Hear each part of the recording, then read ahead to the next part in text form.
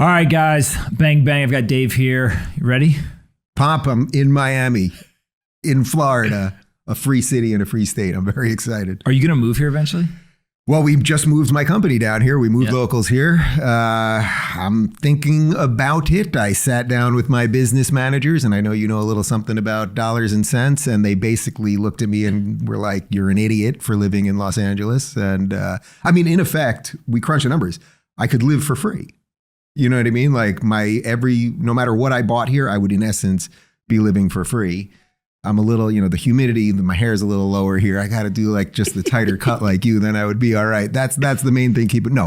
I have to get here at some point. Like what is going on in Miami is just extraordinary. Yeah. Just like literally you sent out a tweet, something about locals, and then the mayor tweeted at me and now I'm here to interview him tomorrow. Like that's so the reverse of the bananas bullshit that I'm living through in LA where I hate the mayor and hate the governor. So it's like, I think that you said that maybe the governor's like breaking the law in California. I want that man in jail. That Gavin Newsom is an evil Disney cartoon villain who should be in jail. I know you know it, but like the French Laundry thing alone should have taken him down. All right. So let's just start with a topic that I know that we've talked about before, which is politicians, for the most part, have this like immunity to criminal charges or the legal system.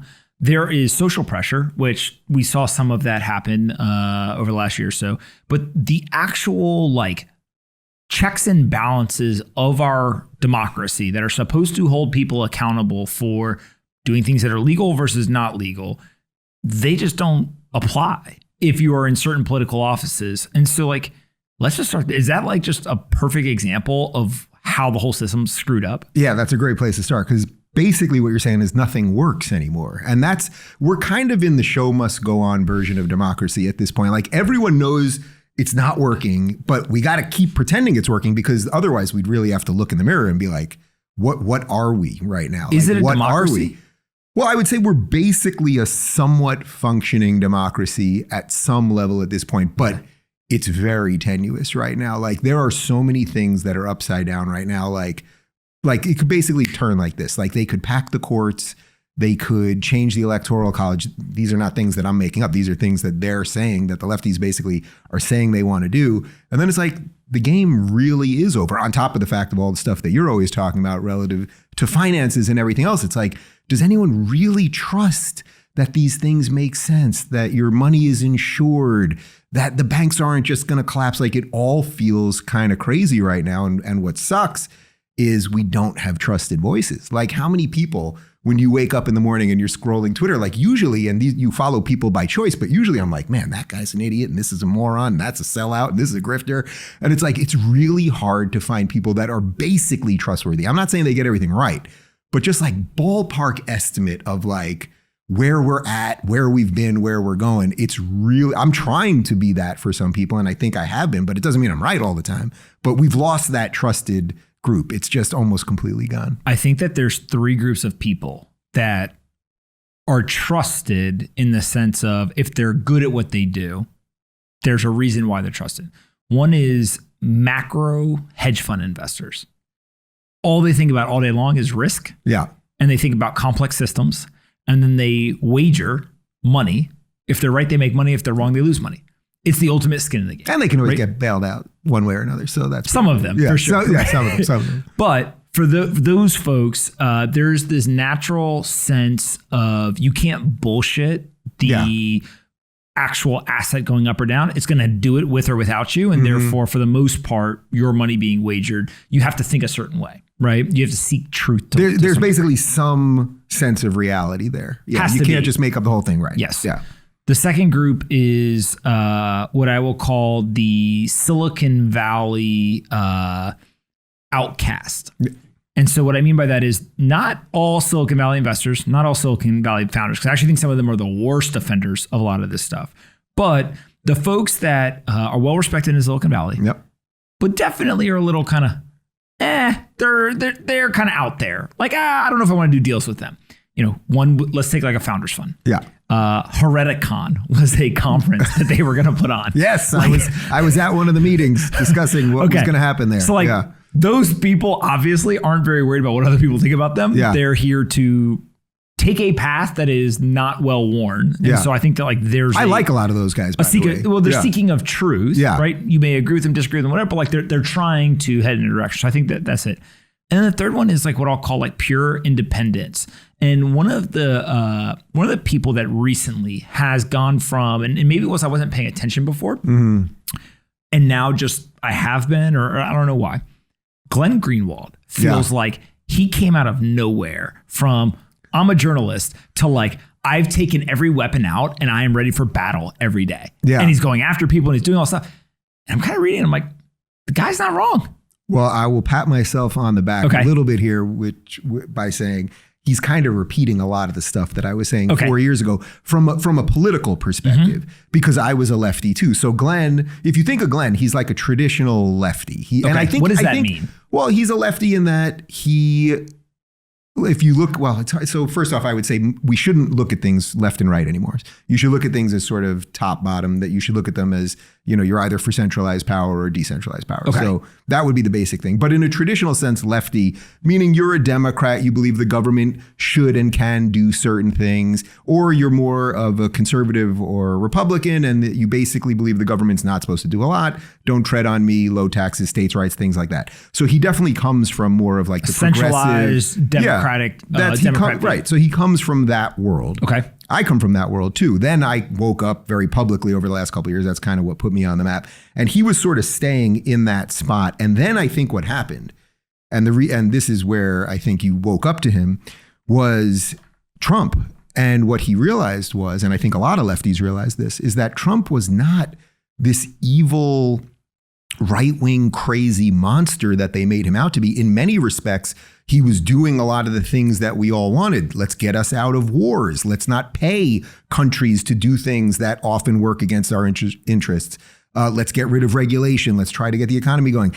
So a lot of economic populists that were on the left started liking Trump. So I think, and then what for Glenn that I think really cut close to him was to watch people that pretend that they're journalists, but they're actually journalists, to watch them basically all day long nitpick every little sentence with Trump and suddenly take all the reverse positions they used to. That's really what I think like blew it up for him. And then he really has gone in that direction. But we've seen a lot of people in our world kind of go in that direction since, where I would say they're now, in effect, I would say they're libertarians, basically. They're old school liberals at some level, but really to me, you're woke or conservative is sort of what I would say at this point. It doesn't mean you're conservative like in the way we all think of like a traditional conservative. Like I think I know most of your political views, but like I don't, like off the top of my head, I don't know if you're pro-choice or not, let's say. But I would say you're conservative either way in a certain sense. Like nobody really wants to hear that because the word is kind of scary and then people think you're mean or something like that. But that's what it is. If you want America to continue in some way, if you respect freedom and individual choice and any of those things, I would say in essence, you're a conservative. Well, it's capitalism, it's individualism, it is personal responsibility, right? Crazy stuff, independent right? thought, very scary ideas. We should actually stop talking about them. What was it for you that kind of woke you up in terms of when you talk about like being a Democrat? Because I think that's one of the things that most people, they use as like the mudslinging against people who have views that you or I may have. They would say, oh, you've always been that way. Like you're the hardcore right. But you actually I was like a Bernie supporter. Over. I was a Bernie. You can see videos. I'm not proud of them, but you can see videos of me in like 2015. I agree with Bernie on everything. And the thing is with the lefties, and the progressives have done this really well, everything they say kind of sounds right unless you think about it for 2 seconds.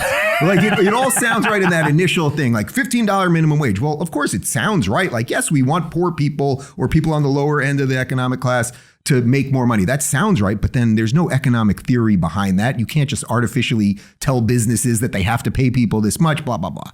And then, of course, you're just picking a number. So why not 20? Why not 30? By the way, Rashida Tlaib, one of the progressives in the House, she's pushing for 20 and sometimes $25. And it's like, well, yeah, why not? I guess she's more moral than old Bernie. Well, the government is just going to print it all, so then the business owners won't even have to pay it. They'll print it all. So that's the other thing that they do. I'll get back to the question in a sec, but they print it all. And then at the same time, they always want to raise taxes. So then what's the purpose of raising taxes otherwise than punishing people? You know what I mean? If they believe they can just print, well, then why would you need to be raising taxes unless you're actually trying to punish the producers at the same time? My favorite statistic in all of the government conversation, politics, economics, etc., 2011, I think, or it was 2009, I can't remember. But since 2009 or 2011, the U.S. federal government has taken in more federal income tax every single year than the year prior. So for a decade, every year they've collected more, right? They've made more money from a revenue standpoint. At the exact same time, every single year, the inter-year deficit has widened. That is not an income problem. Gotten right? It's not. That's the first part. That's what lefties never want to hear about, that it's not an income problem. Oh, if we just gave them more education, we need just more money for teachers. It's like, no, because if any of that ever worked, then education would be getting better. But is anyone in California like, boy, we really have a great public education over here? But to answer your question directly, there were a couple moments that really starkly, and I think for a lot of lefties, you need to be like literally like basically hitting the head with a frying pan to realize what's going on, because it's so much part of your ethos. Like if you grow up in America from a cultural perspective, you're a lefty, right? Like it's like Democrats are good, liberals are nice, Republicans are mean and care about money and war. So you really have to be like whacked with something. So one moment was, when did you get whacked? When did I got whacked? I got whacked a couple of times, but one of them I'll give you was I was on air with the Young Turks, and they're a far left progressive network when I was one of them. And they're playing a video of this guy, David Webb. Do you know David Webb? I do not. He's a Sirius XM host, conservative. So he's a Fox News guy also. He's a conservative who happens to be black. Okay. So you can already see where this is going. And they're playing a clip of him, and they're calling him an Uncle Tom and a self-hating black man, and just all of the worst stuff you could possibly say about somebody. What they didn't know was I had a show years before on Sirius XM, and I used to see David in the hallway, and I would go on his show. I was a lefty, he was on the right. We'd battle it out, and then we'd go downstairs to Del Fresco's and have steak and have whiskey and have a great time. And we became great friends. He's still a good friend of mine to this day. And I'm sitting there watching them, and I'm thinking, wait a minute. I know David Webb. I know this is a good man. I know he believes what he believes. He fights for what he believes. He's put himself out there. It's not easy to say I'm a black conservative. It's like saying I'm a gay conservative or whatever else. And here you have the so-called tolerant people saying all the worst things you can possibly say about a black man, and they're doing it in the name of tolerance. You know what I mean? You black man, you don't behave the way we want black people to behave. You're a bad guy. And suddenly in that moment, because I knew him, it wasn't just like a guy I was seeing on a TV screen. Is it fair to call him a friend? Yeah, he's a very good friend of mine. Right. But so here I have, they're saying all the worst things in the world about a friend of mine who I know is forthright and honest. And then it hit me. It was like, you guys call everybody else racist, but you're the racists. Because what is racism? Prejudice, prejudge. Well, they see a black man, and by the color of that black man's skin, they think, oh, black man must think these things. Black man allowed to think these things. And I literally remember looking at them, like looking at my other panelists, and it hit me. I was like, these are the racists. And then once you realize that they're looking at the world through a prism that is very, very backwards, pretty much the rest falls apart. So that's the beauty of the red pill thing. If you can get someone to have their red pill moment, whatever it is, the others, you only need to have one red pill moment. The other, now some people snort it, right? So some people, that's what I told Candace Owens. She like crushed it up and snorted it, and then she was gone. Like she was a lefty, she snorted it, and then bam, she's like supporting Trump like that. That's not how most people do it. Most people, it's like a slow release, little time release kind of thing. And it can literally take years. But once the process starts, it started. It's like Neo in the Matrix. Like he didn't want to see it the second he saw it. But once you see it, it affects absolutely everything in your life. That was moment one. What was the next major one that you remember? So there were two others. I'll give you one other, which actually happened right before, but this was the one that like fully, that started the process. So I probably should have done this one first. I was watching Real Time with Bill Maher, and did you ever see this? There's a very famous episode when Sam Harris was on with Ben Affleck, and they were talking about radical Islam. Do you remember this? No. Okay. So basically, you live in a world that I don't really understand that well, so I'm going to get an education today. Go ahead. No, we're both going to get an education. So Sam was on the show. You know, when Bill does a show, he does the panel. So there's three people on the other side, and they're doing like hot topics. And then, he does like a protected interview at the end of the show where it's just you and Bill, right? So Sam was on that side of the table. So it was really supposed to just be Sam and Bill going back and forth. Bill Maher, biggest lefty liberal in America for the last 20 years. And Sam Harris, who I didn't even know who he was at the time, but this mild-mannered, nice suit, very soft-spoken neuroscientist talking about inner peace. He was on a book tour for a book called Waking Up, A Guide to Spirituality Without Religion. So this was not someone that was coming on the show to fight with people. Anyways, Bill, obviously not a fan of religion, right? And Sam is like sort of the most well-known atheist in America. They start talking about religion, and Ben Affleck, who was about to do Batman for the first time, and he was very jacked up. I don't know if it was all natural, just saying he was like huffing and puffing and red in the face. They started talking about Islam, and basically Sam said that you should be allowed to criticize any set of ideas, but you don't want to be bigoted towards people. And we all know this to be true. Of course, you could criticize the platform of the Republican Party. That doesn't mean you hate all Republicans, right? Separate the person from the idea. Simple as that. So you could criticize the Old Testament. It doesn't mean you hate all Jews. And in this case, Sam was saying, well, you should be able to criticize the ideas of the Quran, but you don't want to be bigoted towards Muslims. Everyone gets that. It's such a, well, I can't say everyone gets it. Obviously, everyone doesn't get it, but it's a fundamental, if you want to be like a truly honest person in the world, it's a fundamental thing that you must understand. Affleck went bananas on the two of them. And the line that blew up was he said to Bill Maher and to Sam Harris, "You're gross and racist." And he was screaming and huffing and puffing and pounding the table. And suddenly, so I should have told you this story first, because when you're talking about that wake up moment, the next day, basically, so I'm watching this and I'm going, whoa, this gets to what I've been trying to piece together. You know, when you're thinking something for a long time and then something happens and then like the Legos come together. And that's what it was like. Because I was like, this is what the progressives do with everybody. They keep telling you that decent people, Bill Maher, no one in their right mind thinks Bill Maher's a racist. You can think whatever you want about Bill Maher. I don't think anyone honestly thinks he's a racist. And here's this neuroscientist talking about, inner peace.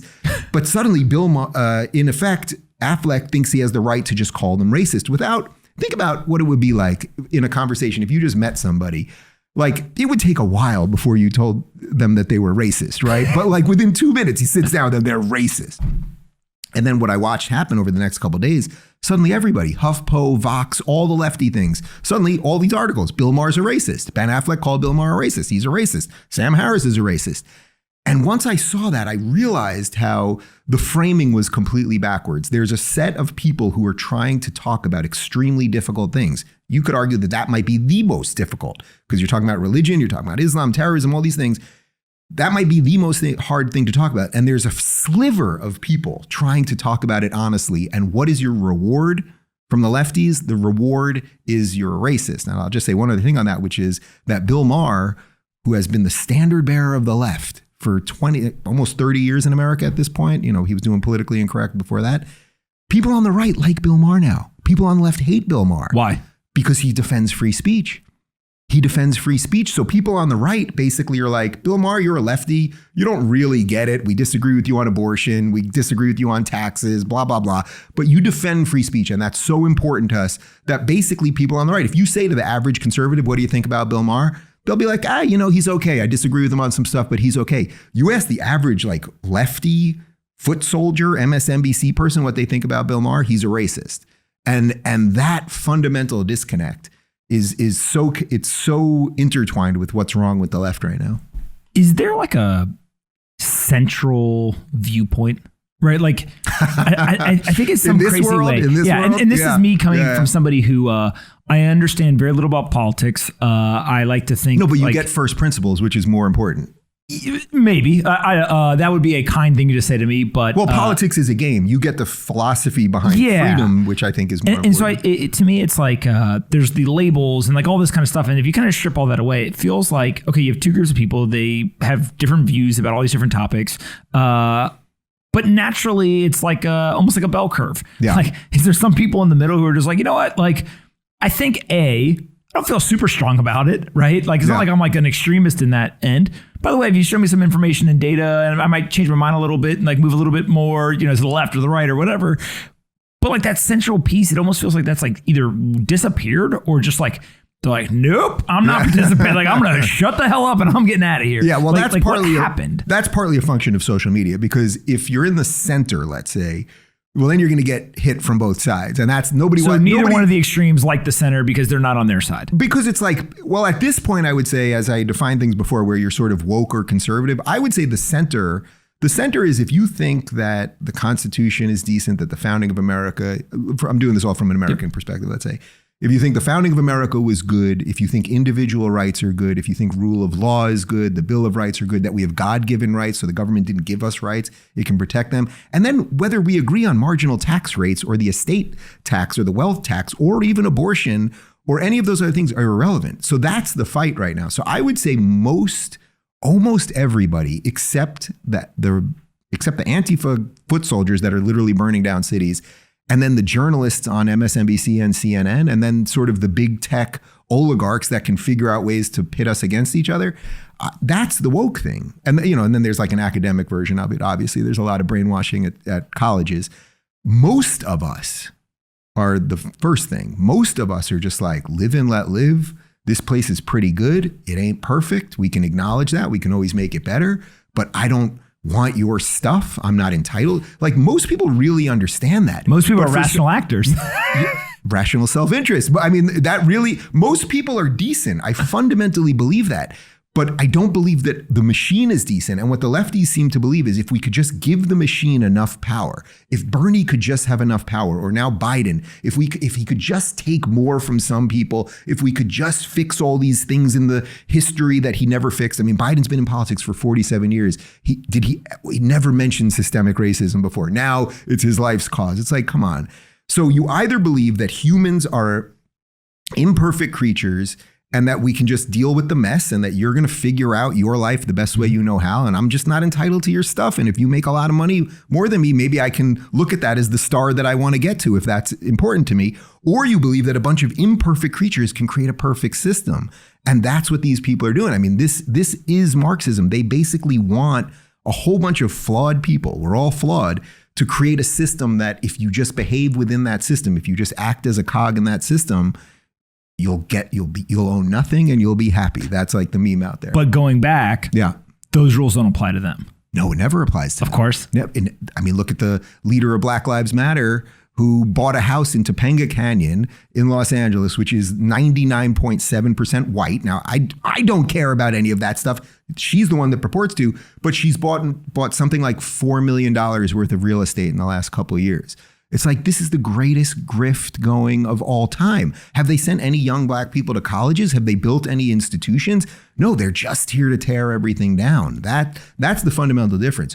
I think liberty-minded people or individualist-minded people want to build things. And if you want to build things, that's hard. You know about that. It is hard work to build a company, to build institutions, to build places of higher learning. Notice they don't do any of that. What they're really good at is America's horrible. We're going to destroy the whole thing. There was a beautiful moment in the Democratic debate early on before everybody dropped out and they all got behind the guy with dementia. I think we'll get to that in a little bit. But there was a beautiful moment where Mayor Pete turned to Bernie and he said, Bernie, you want to burn it all down. I don't. That was actually the one true moment in the whole thing. That's what they're here to do.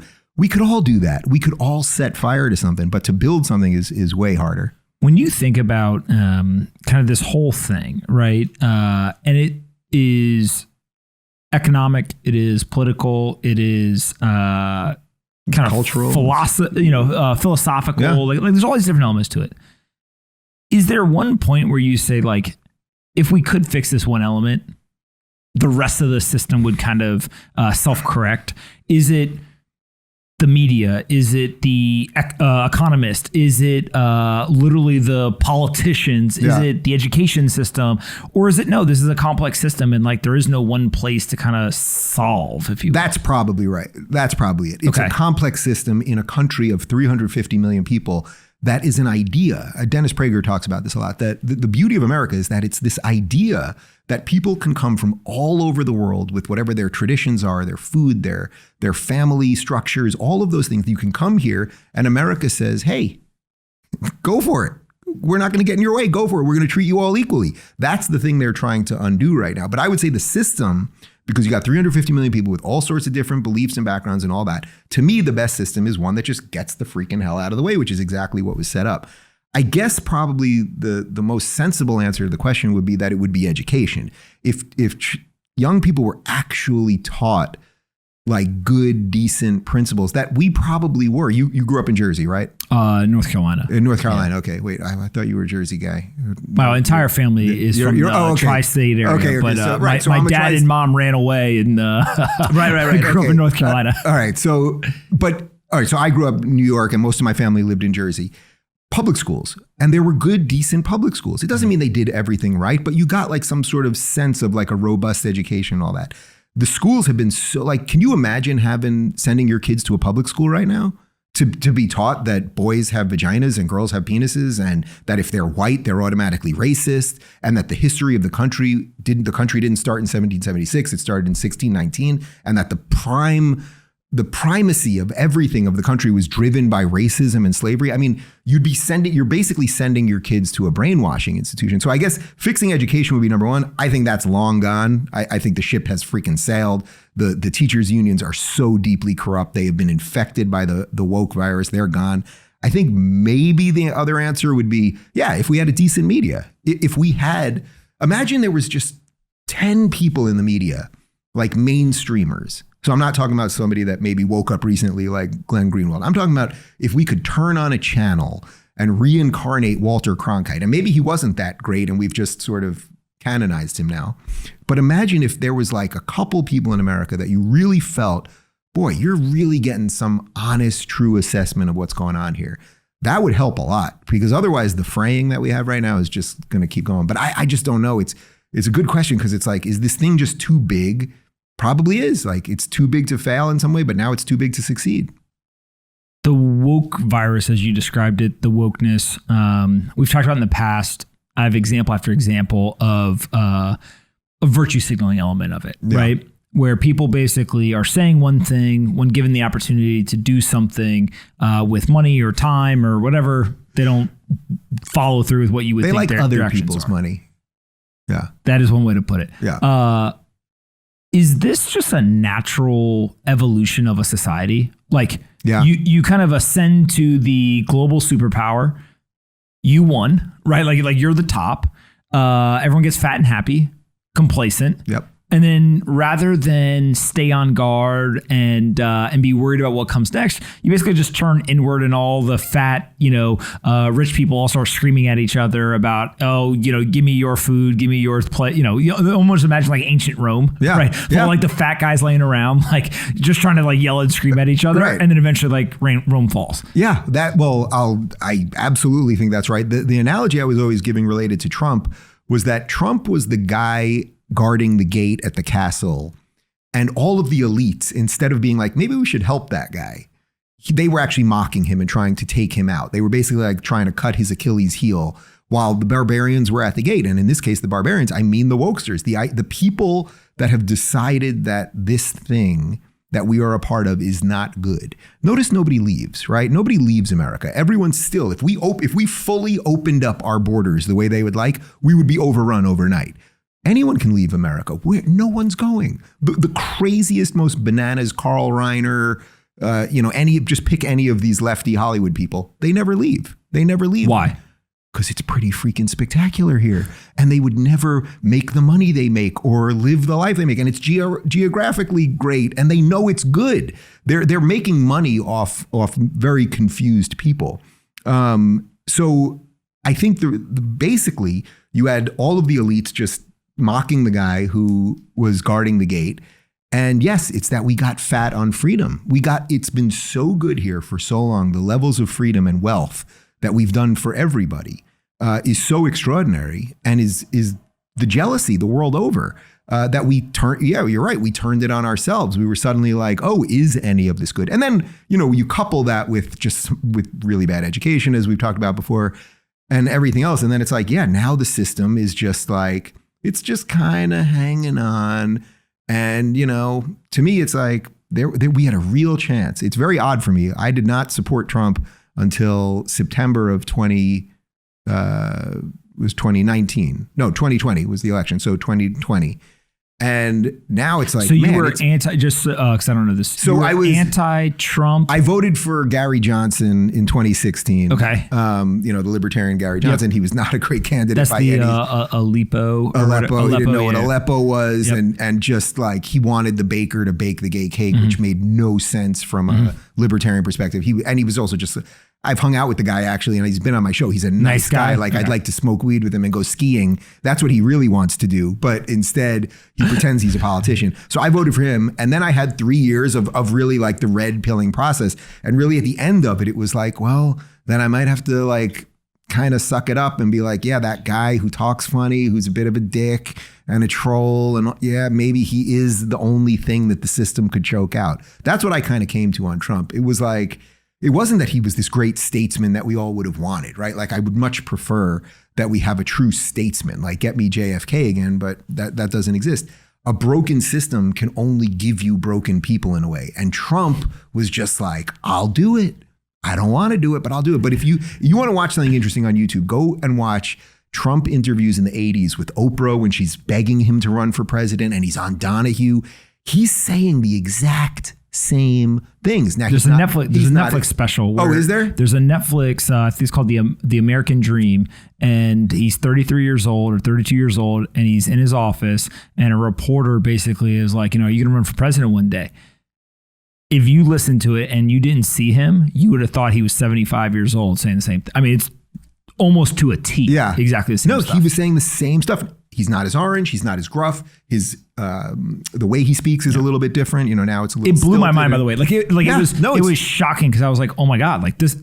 I didn't know that. Like I'm not old enough to have understood that. Like literally, here is a video. Wow. Does he say the line in that? Does he say the line? Well, I want other people to do it first. He's always, because every time that I heard him say it in the 80s when I watched these videos, he always says the same thing, which is, he's like, I wish somebody else will do it. Like I hope I don't want to do it.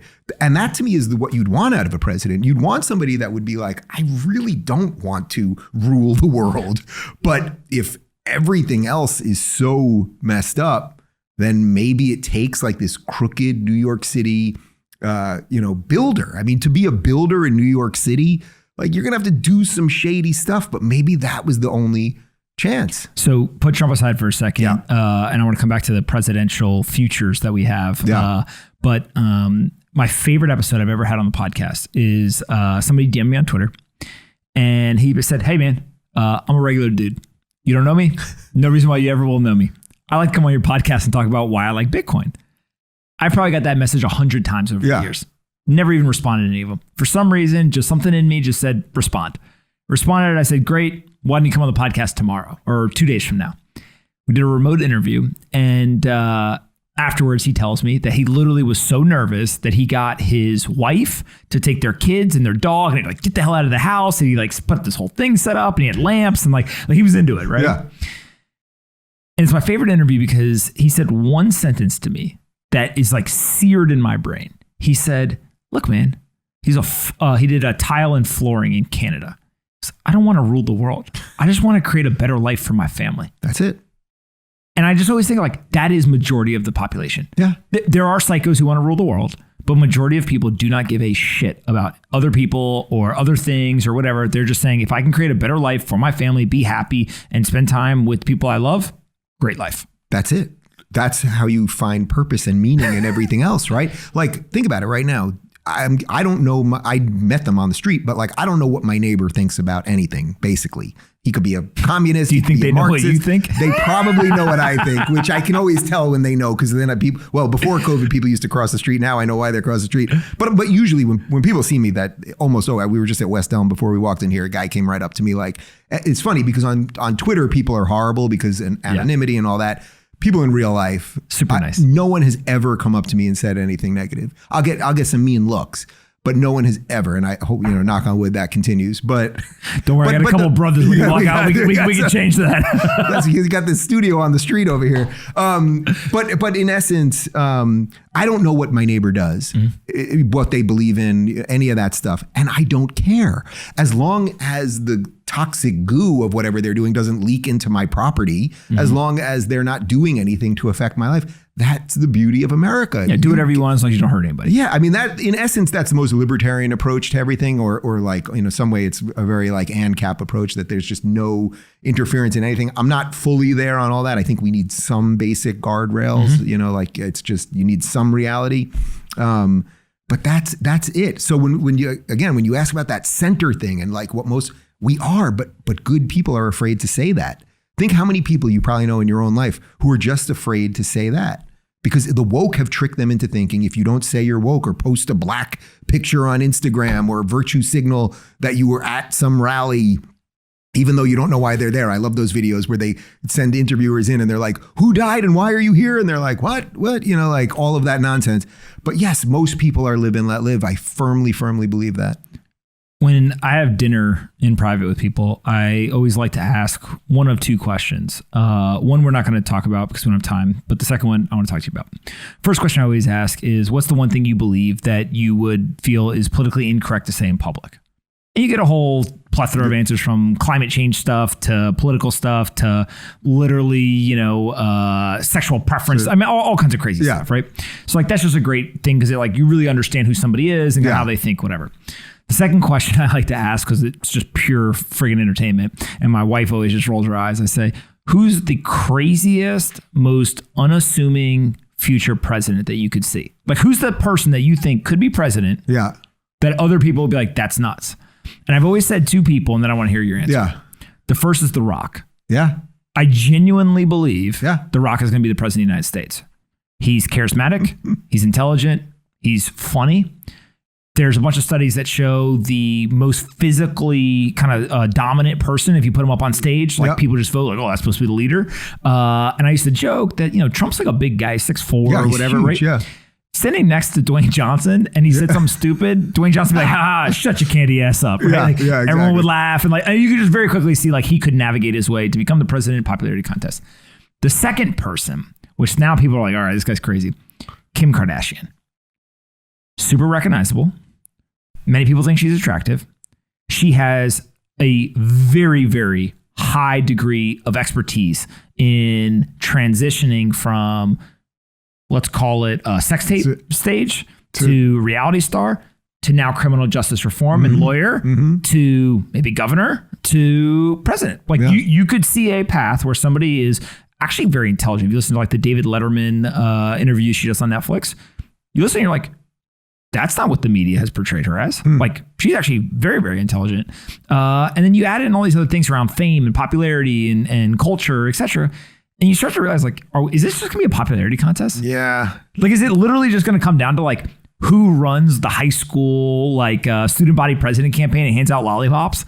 Right? And yes. they win. They'll be handing out UBI is what they'll be handing out. It's not going to be lollipops. Is that like how we determine president moving forward? It's just like, who's the most popular, who's the biggest social media following, they win?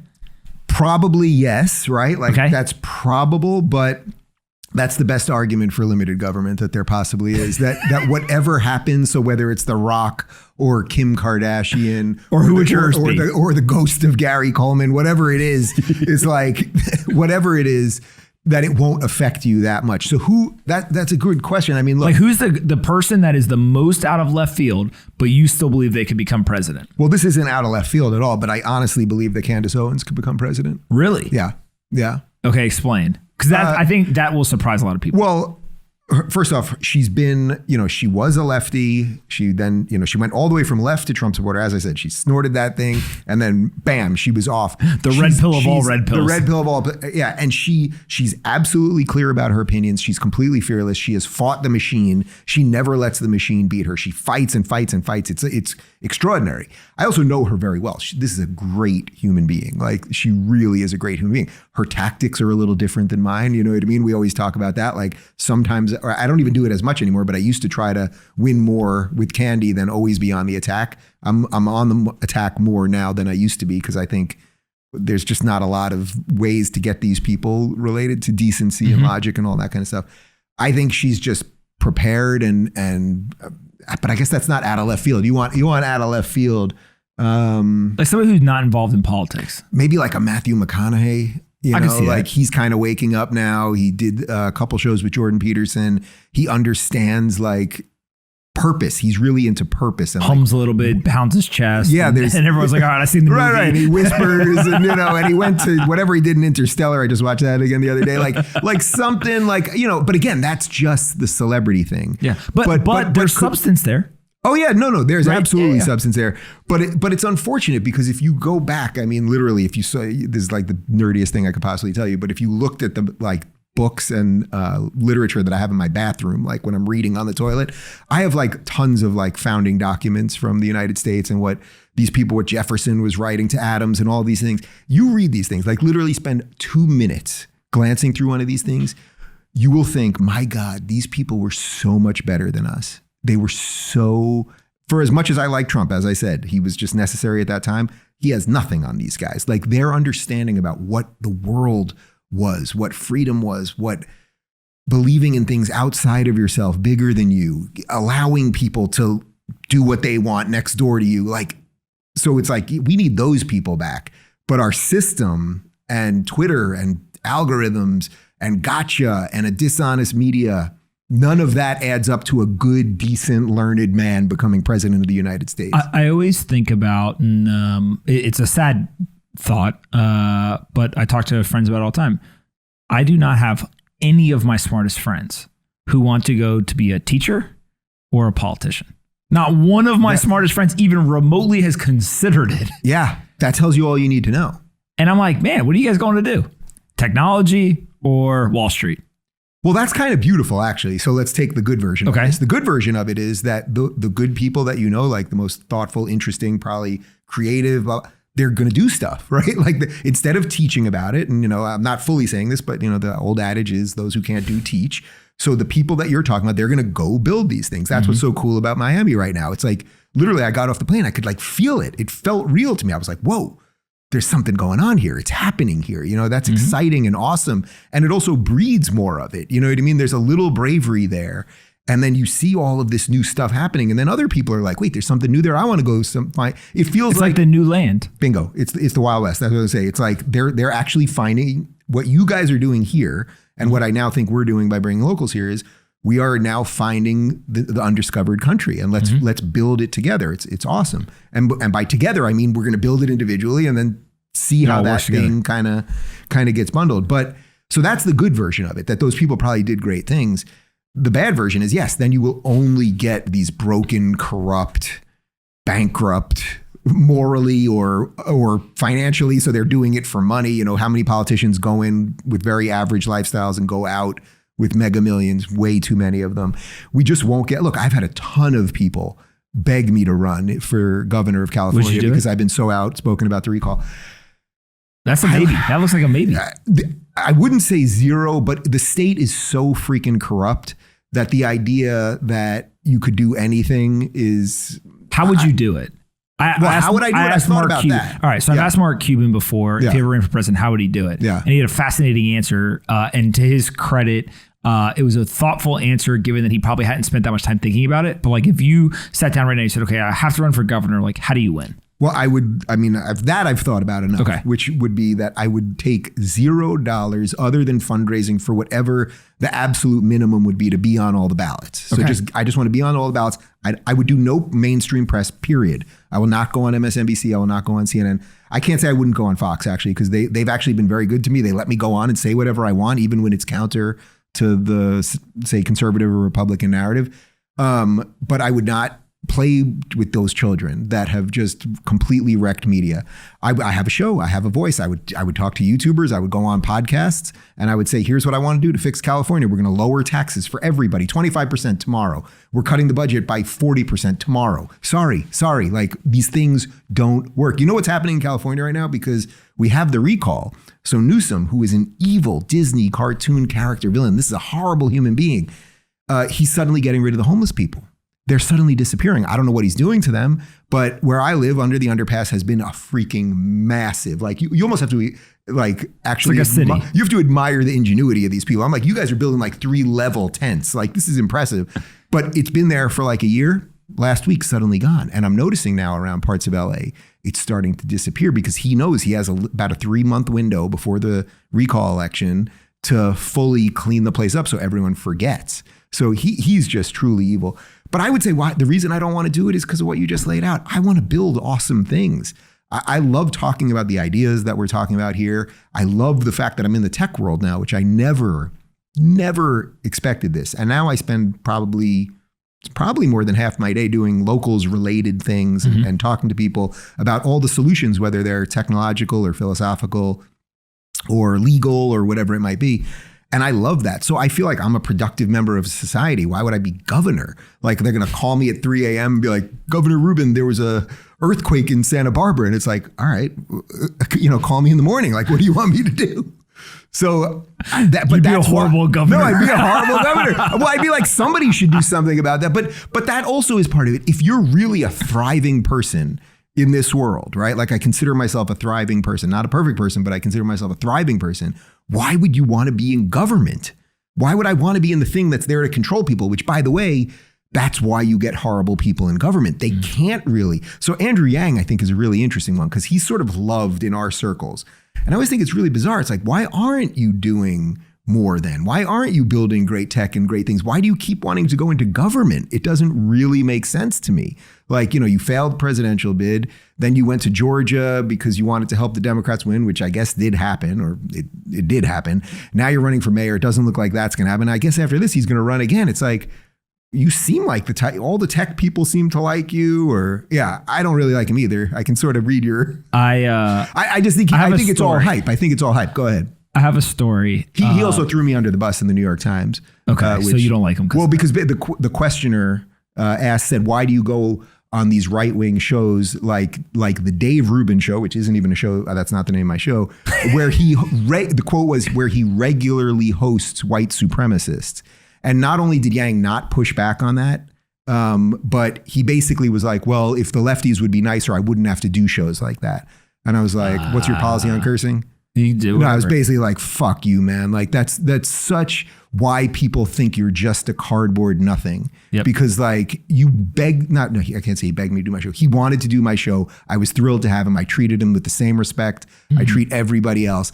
And now a New York Times person basically calls me a white supremacist, and you kind of, you don't say like, no. It's just gross. It's just all right, gross. So here's my Isn't it funny though? I could read it from you just by like your eyebrow basically was like. Well, here's why. I don't know him. Yeah. So I have to caveat that. I've never had a one-on-one conversation with them. Yeah. So like in all these situations, I'm always like, man, the best thing ever would be that you could sit down with each candidate, have a hour-long meal with them, and then walk away like, all right, this is what I'm voting. Like, Tulsi Gabbard, I did that with her on the show, and I freaking loved her, and we become good friends, and she's an honest, good woman. Before Yang said he was running for president, I happened to go to a conference that he spoke at. I was very off-put to the point of like, I was like, man, that guy, something doesn't make sense. And at the conference, I think it was at the conference or maybe right after the conference, he announced he was running for president. And I literally remember being like, what? Like that can't be real. What was it that he was saying? That it wasn't even like a specific thought, like a specific idea of like, hey, I'm going to do this or I'm going to do this or whatever. It was just this idea of like, man, that is commentary on somebody who is talking about a topic, but hasn't done the topic. I totally agree. And it was just a very, very weird feeling. You can tell. It's like when you listen to a professor talk about like economic policy and you're like, man, you have never wagered money in the market. Because let me tell you, you would be broke. You would be bankrupt already. Yeah. Right? Yeah. And for whatever reason, I don't know why. Like, no, I get it. I actually think that he's like, seems like a really personable people love him, like all this stuff. And like I feel bad even saying any of this, but for whatever reason, that was my experience. I could be 100% off. I'm wrong all the time about people, but like in that one moment, I remember thinking to myself, like, there's zero shot. And then when I like saw, 6 months, 12 months later, whatever it was, and like how far or maybe it was like 2 years before the actual election this had happened. Yeah.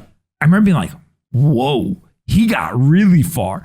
And along the way, like, I think the machine worked against him, and like the whole Yang blackout, I'm all in on all the complaints as to why, like, he probably didn't do as well as he could have done. But then he needed to fight it. You know what I mean? Like if he never talked about it. Yeah. So like, but just like that, I think was the closest that I got to talking to one of the candidates. Yeah. And I remember being like, wow, if like you got that far, even though the machine was working against you, like, okay. Data point, right? But so it's interesting because what you're saying actually totally like puzzle pieces with what I said. I mean, it's sort of the same thing. Like it was sort of with him. It was just like, there's no there. And I actually, it's interesting you say that because I really don't, I go out of my way on my show not to talk about people other than politicians or media members. Mm-hmm. I don't find like the average pundit or just like guy on the street to like be railing on, but yes, I'll make fun of AOC and I'll make fun of Biden and whatever. But it's interesting because it's like, I saw all my kind of tech friends and my media people, everyone loved him.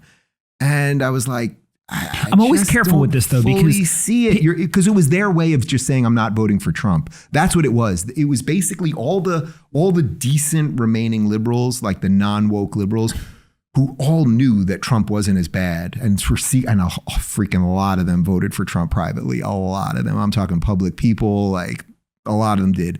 And I just didn't want to do that. I didn't feel that I could lie to my audience in that way. But I think they saw Yang as like, all right, he's not an insane Democrat.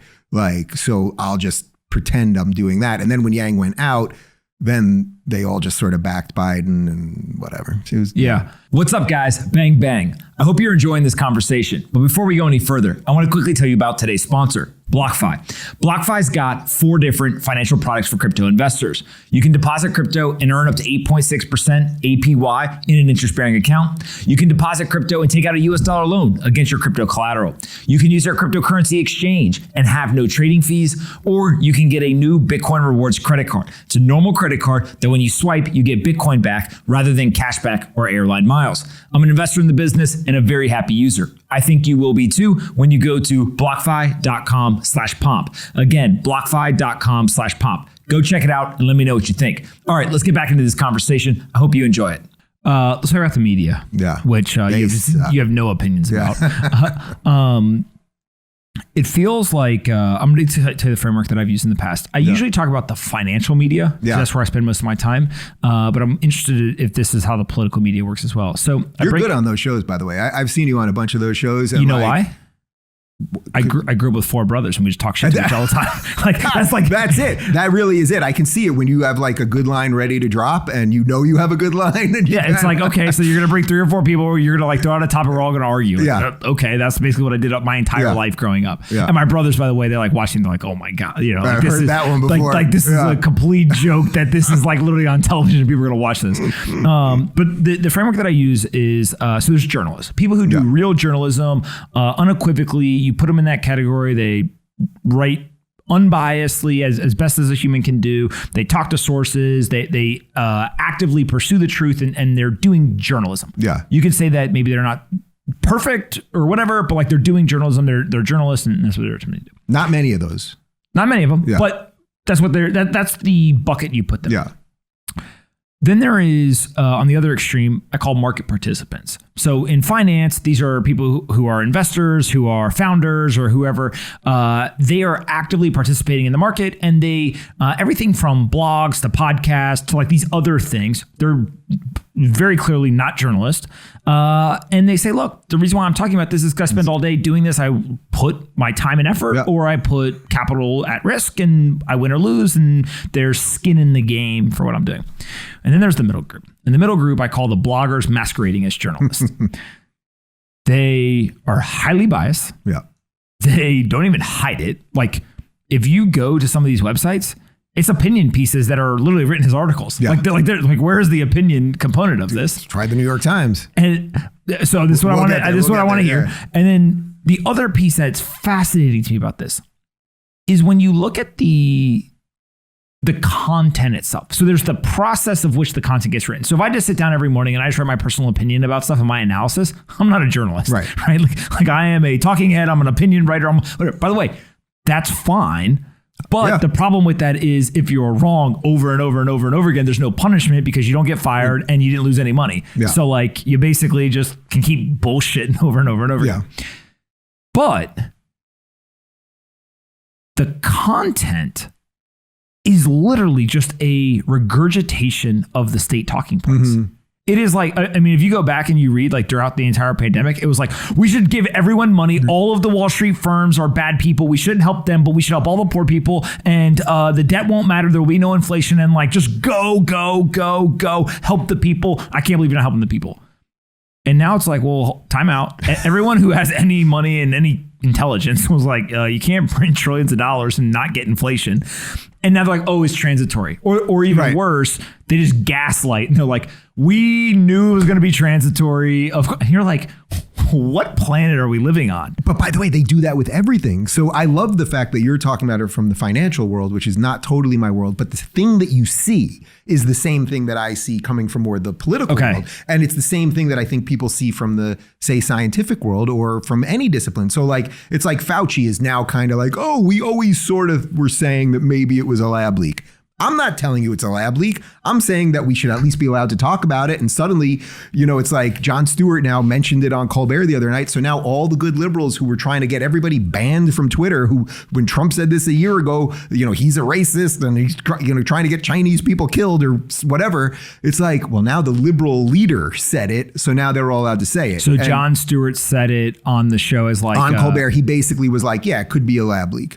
And by the way, him doing that on Colbert, that's the system. If you like, when we talk about like whatever the system is, I don't know how to exactly. My favorite question to ask people is like, who runs the system? Right. So nobody knows. Nobody knows. But when you think about what is the system, the system is Jon Stewart, who's basically been MIA for years. There's been a lot of things to talk about. He was in his attic doing Joe Rogan. Yeah. Right. Exactly. Literally.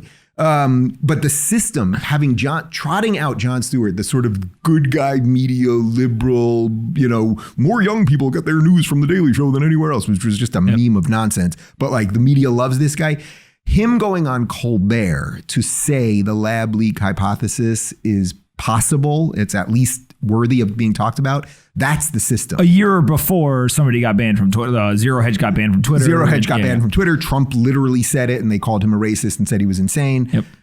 But that's the system. So I don't know who's running that. So who's running that? I don't know. The agents that put the thing, like it's not the agents. So it's like, I don't know. We can keep going up to some crazy level. Is it fair to say, and this is where it's the airlock. That's my point. It's the airlock. Yeah. Is it fair to say though that you're separating out Jon Stewart from, again, the idea that a year ago you could not say things, now you can say things, and because they're different groups saying those things and it's a year apart, all of a sudden we treat it completely different? Yeah, because in essence what happens there is apparent, you know, it seems like in the last, say, month, the lab leak hypothesis was gaining so much traction online that the system then has to be like, okay, we can't ignore this anymore. Do we get kicked off YouTube now for talking about lab leaks, or is that okay? Now we're okay.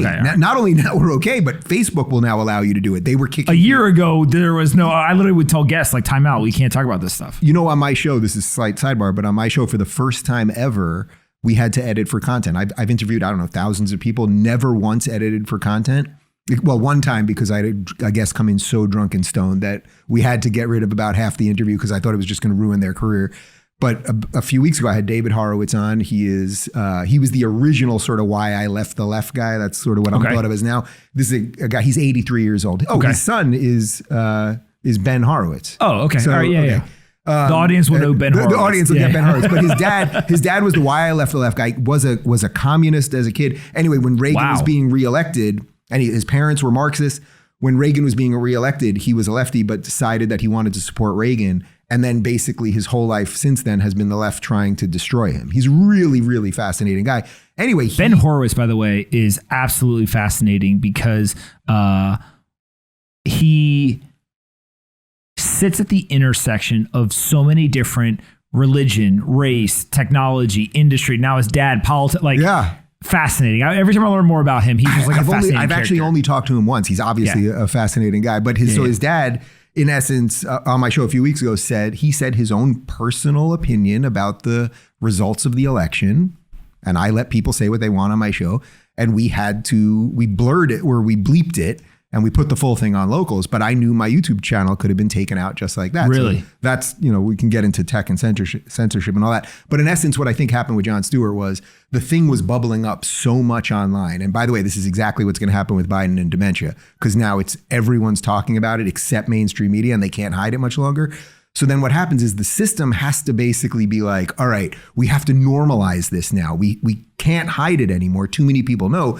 So then, why don't we bring out Jon Stewart, the trusted name in America, who hasn't had an opinion on anything in 4 years since leaving the show. Let's bring him out. He'll say it. Then all the conspiracy theorists and the right-wing crazy people, they were actually all crediting Jon. They were like, oh, that's so nice to hear. Now, the problem is that Jon won't make the full...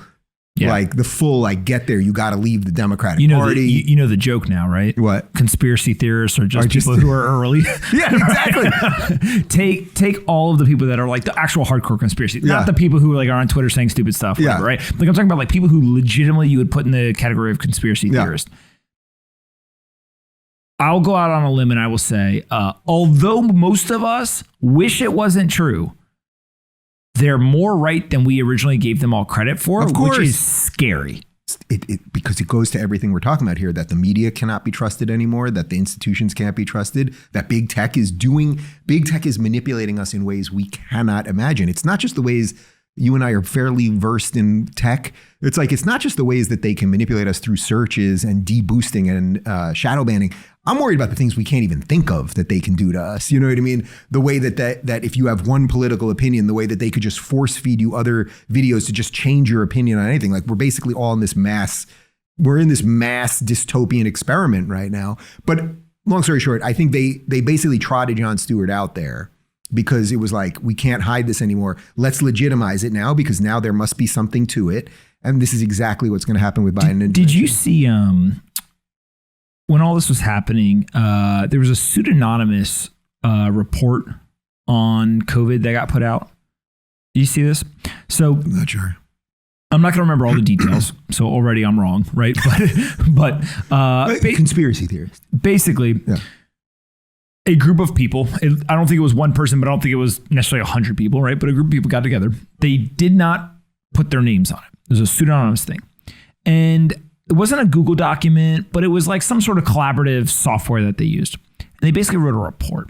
And this was widely shared in the tech community specifically. A lot of folks who spent their time as investors or founders, like in the early part, they were trying to figure out data. And I joked like over the last year, I didn't realize how many virologists, how many epidemiologists, how many economists, political, voter, legal experts I had in my feed, right? Yeah. But all of a sudden, all these people started popping up. Yeah. But this report literally was probably one of the best things I read. And it was all written in using pseudonymous names. And what fascinated me was they did it to protect themselves. But it was very obvious. These were intelligent people. I'm sure it wasn't 100% right. I'm sure there was errors, whatever. But given the information they had at the time, they wrote a very compelling piece. And they touched on everything from like, here's how big it could get. Like all the things you would want to read and like understand it, right? And I start to think more and more and more, you've mentioned a couple of times, like the machine working against people who are on the left want to go more to the right, people on the right, the everyday person or elites or whatever. And it just feels like Balaji Srinivasan's whole pseudonymous economy I've been and thinking a lot pseudonymous about world. this. Like that's where we're headed, because people are literally just going to be so fearful of like anything I say with my name on it is literally going to be used against me later. So the irony is I did a video a year ago when my book came out. We released it that day for PragerU called the Bravery Deficit. And that's what we have in the country. We just have a bravery deficit. What is that? A bravery deficit in essence is that not enough people are just willing to say what they think. That's the way we defeat this thing. If you wanted wokeness to be blown out of the water tomorrow, like it would literally just, all it would take would be enough people just line in the sand. This is who I am. I'm going to fight for the things I believe in. By the way, we're starting to see a little bit of it more. You keep seeing these videos of like these angry moms going to school board meetings and yelling, "You're telling my 5-year-old boy that he's a girl and that he's racist, like no more of this bullshit." So more and more people are getting brave because we're seeing that the machine can't destroy all of us. It preys on the fact that the fear keeps us all sort of just docile in essence. But I think that so we have to just if we can get over the fear thing, We will defeat that. And then wait, what was the question exactly?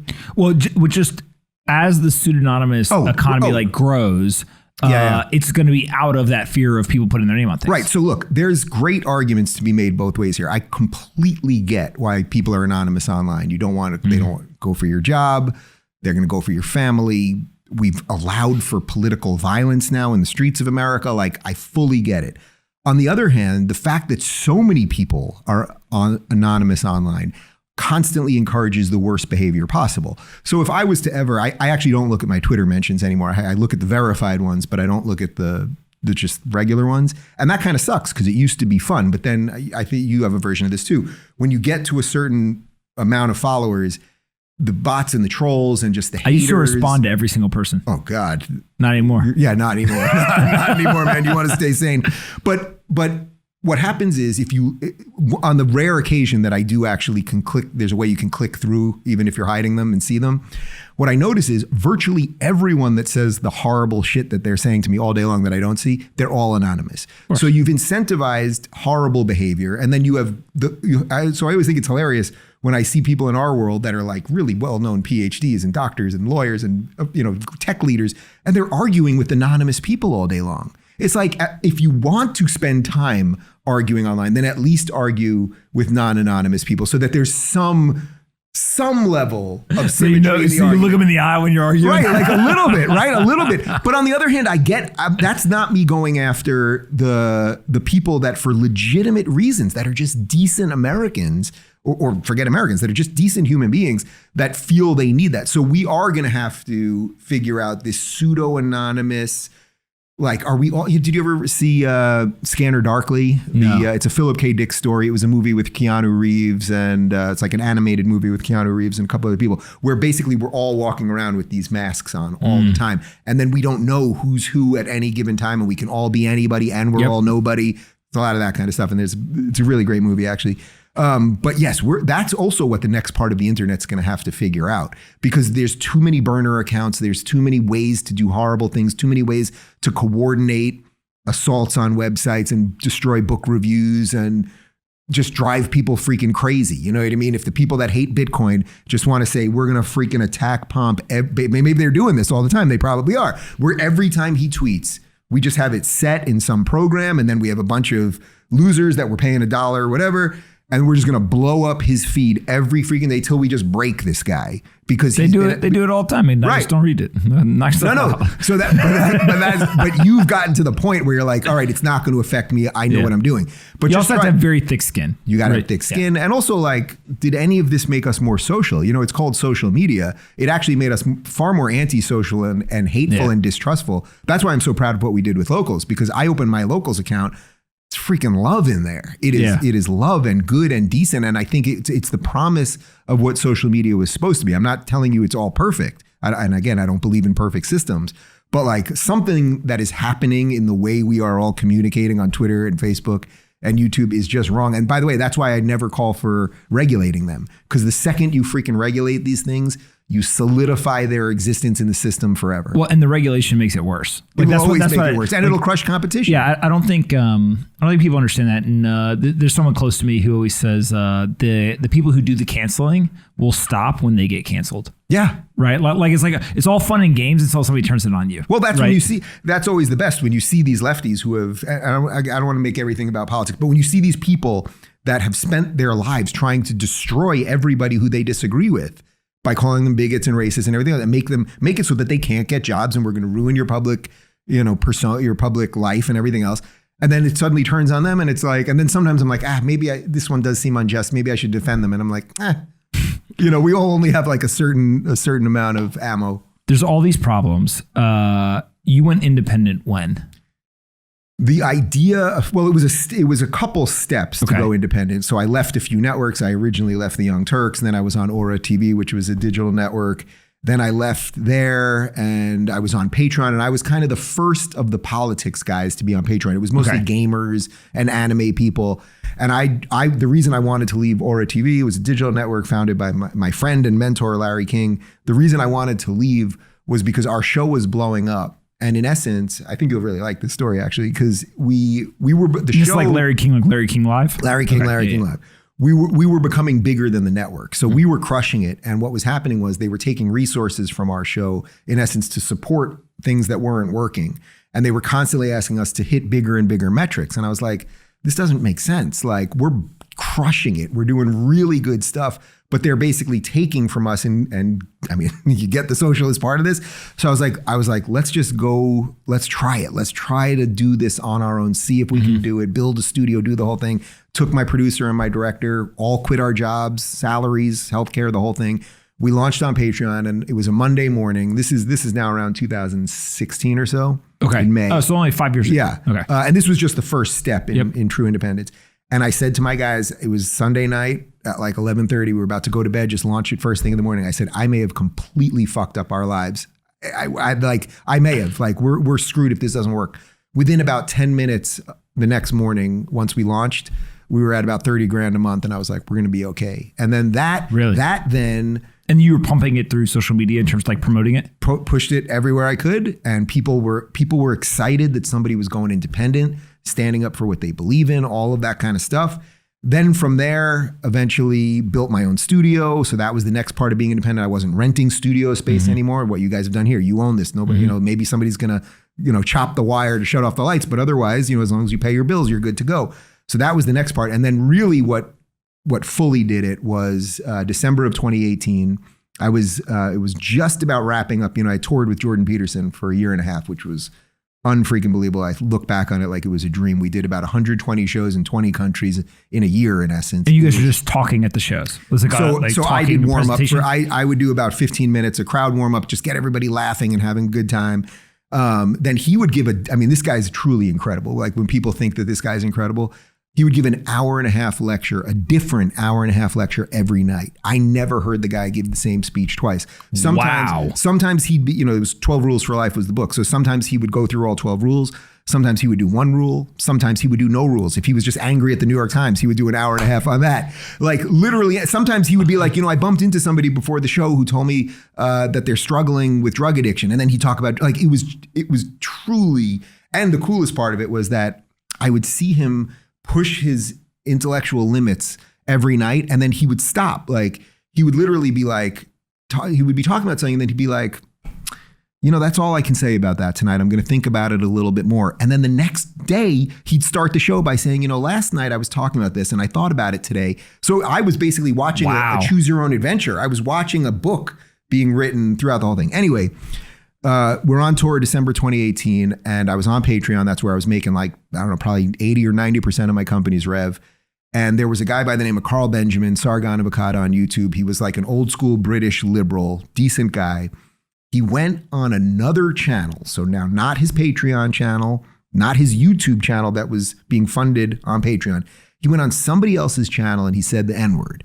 Now, he did not say it to be racist. He was mocking the people who used that word. Patreon immediately deleted his account. This is where he was making most of his money running a business. Now, they offered no chance of respite. There was no way he could talk to them. And to me, that was such an extraordinary escalation, because it's one thing for a tech company to police what you're doing with what you do on their site. But if they're basically watching what you say on other sites, that's like, can weird. They go after you for whatever you do in your personal life? So Jordan and I discussed it, and we were both friendly-ish, at least with Carl Sargon of Akkad. And we both said, okay, it's time to leave Patreon. And this was a big deal when you guys left, right? Oh, I think it was front page New York Times, actually. Yeah. For some reason, we didn't know each other at the time, but I feel like I remember it was like a 1-2 punch almost. Yeah. And like, it'd be like, oh, okay, like that's an interesting data point. Yeah. And then Sam Harris left the next day, and he was making a ton on there. And then a few other people left. But that is where where'd they all go? Like, where'd you guys all go in the beginning? What happened? So basically, Asaf right over there is my brother-in-law, and he's a tech guy. And I called him and I said, listen, I want to leave Patreon. I need you to put down what you're doing and build me a subscription model, because that's the first piece. The first piece is I need to be financially free and just replicate like the bare bones Patreon stuff. Then I contacted Patrick Collison at Stripe. We had become friendly a little bit. And I said, what is the best example of a subscription page that we can basically replicate and build for me? Not locals as a bigger idea, just solve this problem for me. He told us one, Asaf built it. And then from basically middle of December to January, you like how a tech company gets built? Well, I just like the fact that you're like, what's the best one? Right? Go to the person who probably knows what the best one is. No, that was it. I was like, I don't know, Patrick, this is what you do. And he said, this is the one. And I said, that's the one we're going to build. And to Asaf's credit, we built it. And basically I used about 3 weeks, the end of December into January, to tell all of my people that I am deleting my Patreon on January 15th. And I am launching RubinReport.com, which ultimately became the first test model for locals. And by doing it on that day, and I did it on a live stream, I actually deleted it live stream, and I doxed myself like a moron because I didn't realize that when I pressed delete on the Patreon thing, my personal email was going to pop up. So I literally doxed myself, and I was drunk because I was doing shots of Patron in honor of leaving Patreon. So I'm doing it for every $1,000 I think that we made, I was going to do a shot. So I literally did like 8 shots of tequila. I doxed myself. I mean, it was quite a day. So there's some lessons. Did you know that you doxed yourself immediately when you did it? Okay. I knew immediately. And these people, these sick, twisted freaks online, I have been signed up for every porn site you can imagine. People literally paying for porn for me. I mean, these people. Anyway, the next day though. That's commitment. Like when you literally are like, oh, I found someone that I don't like's email address. I'm now going to, it's not that they just sign me up for free sites. People literally, I was getting things like, here's your password. Do you still use that email? It's long gone. But you know, it's hard to get rid of an email address. So like, I pushed, whatever. Anyway, this is the cool part. And this is what really was the genesis of Locals. January 15th, closed down Patreon. The next morning I woke up and our rev jumped by about 30-35%. From what I was doing on Patreon. So you actually were making more on day one. Yeah. More on day one. And I wasn't doing rewards. So, Patreon has like tiered rewards. You send them a t-shirt or you sign things or you do Zoom calls with people.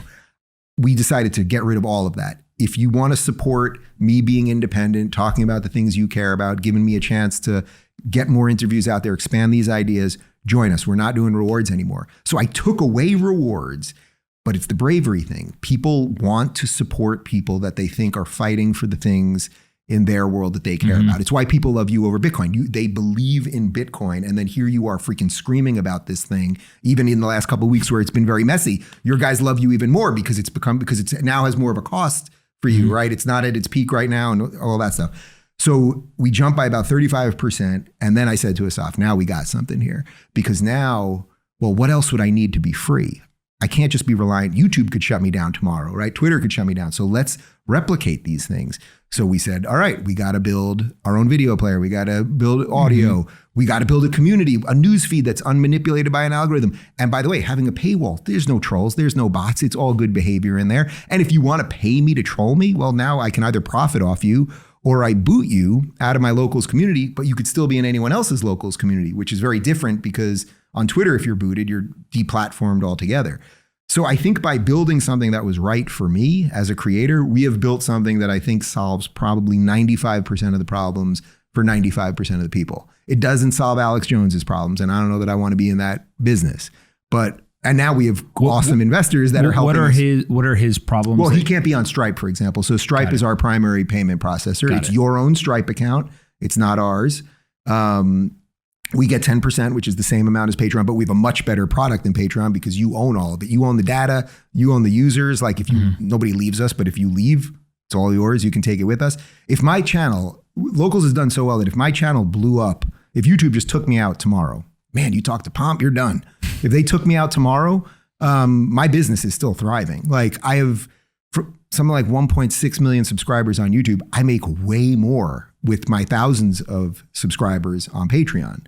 So I've built a steady model to make myself uncancelable. And that's what we then were like, all right, now we've got a business here. Let's twist, what are the spawn this off for other people. I think there's a lot of people who are interested in this. Yeah. Some of them are interested because they literally fear being canceled for what they say. Yeah. There's people who fear the platforms are just manipulating things. There's people who fear that distribution goes away. Yep. There's people who fear that they will get caught up by association, right? They interview somebody, whatever. And then there's literally people who just fear like chaos. Like I did nothing. I talked to nobody. Like I just have an account. And that usually doesn't work either. Right? Yeah. Just like something bad happened. Yeah. Right. And you see it all, somebody on Twitter gets suspended and they're like, I haven't even tweeted in 3 days or whatever. And usually it's like some stupid thing where there's a founder that I invested in his company.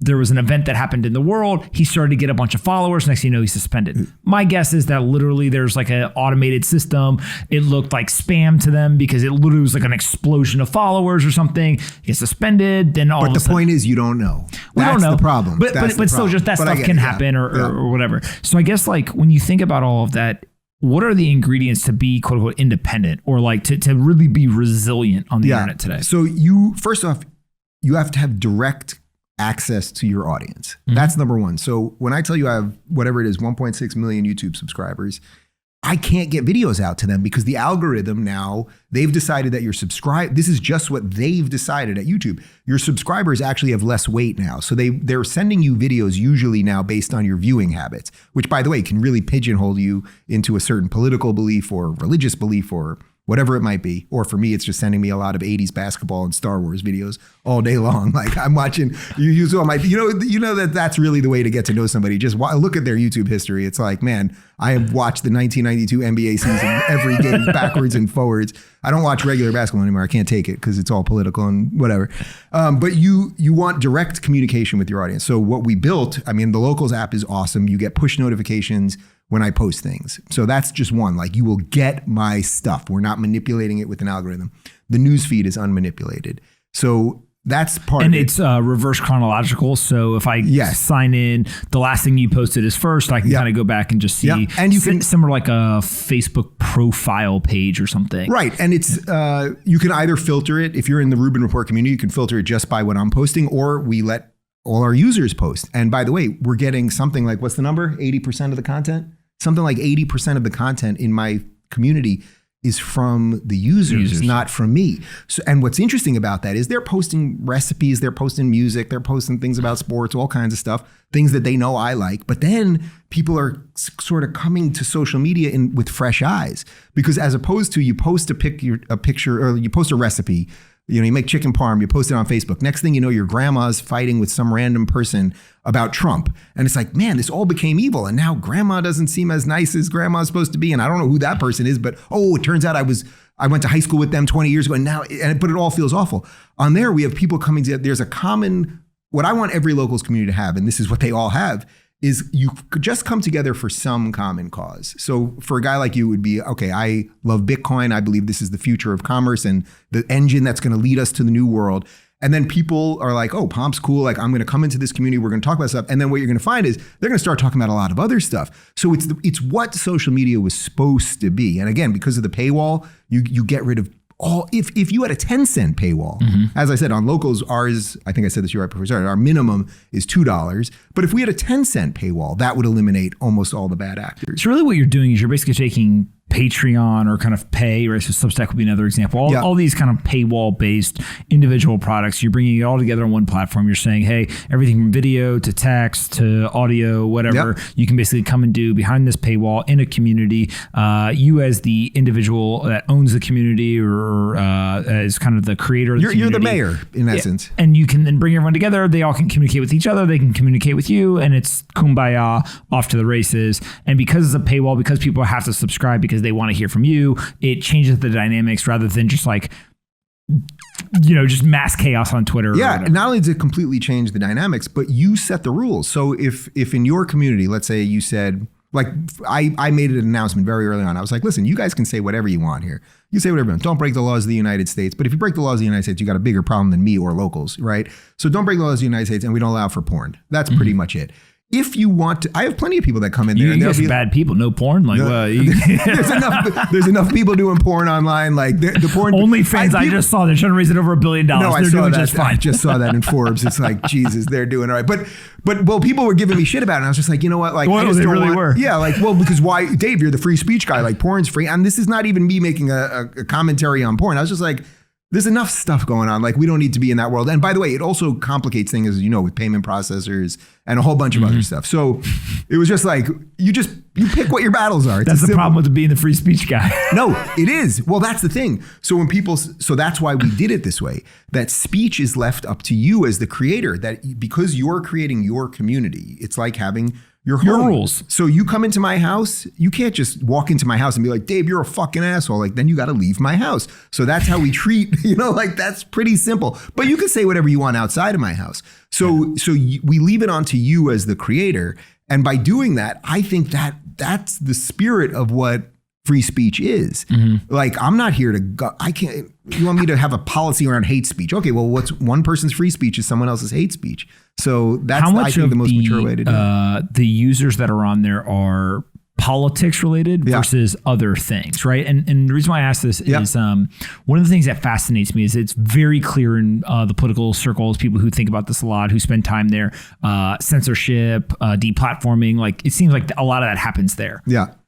Now, actually, maybe it's happening in some other places, right, across various platforms, and not just in the United States, and internationally as well. So, just like out of curiosity, how much of it is politics-related communities versus others? Yeah, I don't know that I can give you an exact percentage. Maybe you can, but what I can tell you is this: you think it's over under 50% politics? Probably over, right? It's probably a little bit over. Yeah, I think politician is a combination of a lot of stuff, right? So we talk about politics, but we do have people talk about nutrition and sport and fashion. Nutrition. So first off, I would first answer that by saying locals is for everybody. If you have an interest and you have people that care about your interest, you should be on locals. Yeah, but if you're a creator. We have a great product for, and it's not even just a creator. If you run I have a friend who runs a Babe Ruth baseball league in Jersey. It's like we're onboarding him because he's got this community. He doesn't want it to be on Facebook anymore because Facebook's melting down. And it's like, if you have a community of any knitters, unboxers, whatever it is, we want you to be on there. That's the first part. The second part, as for the percentage, I'm not totally sure, but I will tell you this. For sure, it's leaning political because the people who are the early adopters on this stuff, who are sensitive about free speech and censorship, are in the political world. So it's a function. But I think you'll find this really interesting, which is when we were raising funds originally, we went into every, whoever's in your head right now in the catalog of the investors in Silicon Valley, we went into every office. We never once, I kid you not, heard anyone complain about the tech, say that we had some massive weakness or it wasn't right. Nobody said that the mission wasn't right. Everybody loved all of that stuff. When we got no's, the no's always came down to one thing. It's political. Dave, you're thought of as a little bit right or something. We got to be careful. You know when this all changed? COVID. Well, a little bit after COVID, but it's actually connected to COVID because COVID, basically, we all had a big tech problem. And then what happened because of COVID, we all got more obsessed with big tech. It all changed on January 6th. Interesting. Well, actually, I guess January 12th or so, like 4 days later when they blew up the Parlor servers. Because when Amazon blew up the Parlor servers, Parlor had 23 million people on there. All right, because I'm not familiar with all the details. Parlor was a app that like a Twitter. It was basically a Twitter clone that people that were frustrated with Twitter, mostly conservative-leaning people, were starting Parlor. They were leaving Twitter and going to this other place. I remember at least being there both, but trying to migrate to Parlor. So there was an effort to go. Yeah. I think you just said that they had 23 million users. Yeah, that's a big users, number. Huge number, and it was 23. Really, I mean, how many? Twitter has 300 million. Is that right?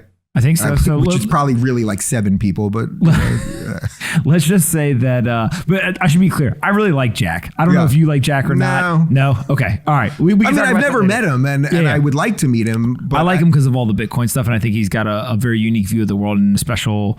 He's in a unique seat where he can have an outsized impact because of Twitter, Square, and like his view and how important he thinks it is. We can talk about that later. Yeah. Well, let me just say one thing about him, which is that he should just have a different job, in my opinion. I'm sure he's a decent person, and I know he's doing good stuff, leading the Bitcoin revolution and all that. But like, to me, it's like the Twitter part of it, where there were so many important things related to all the societal stuff that we're talking about here. He just needed to hand that job to somebody who was more capable of dealing with those issues. Did you see? I don't know how we got to Jack, but he did I think he went on first. It was Jack and Joe Rogan. Yeah. And then he brought they had a conversation.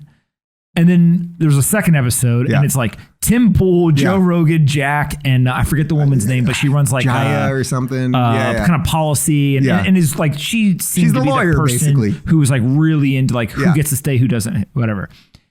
I actually took away from that conversation. I think I listened to it twice, I think I listened to it twice. Way more complex than most people give it credit, right? In terms of like it's outside. I can't believe you guys did this or whatever. The second thing was like, they actually had some like good frameworks for how they evaluate, how they get applied. You can debate or whatever.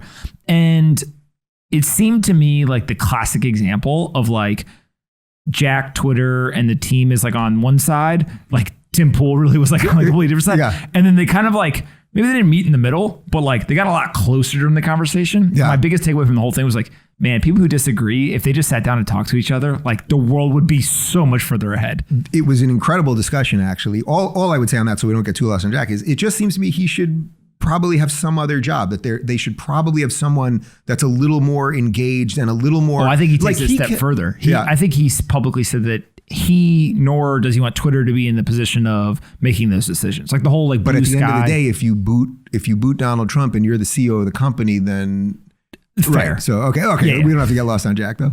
Don't talk shit about Jack.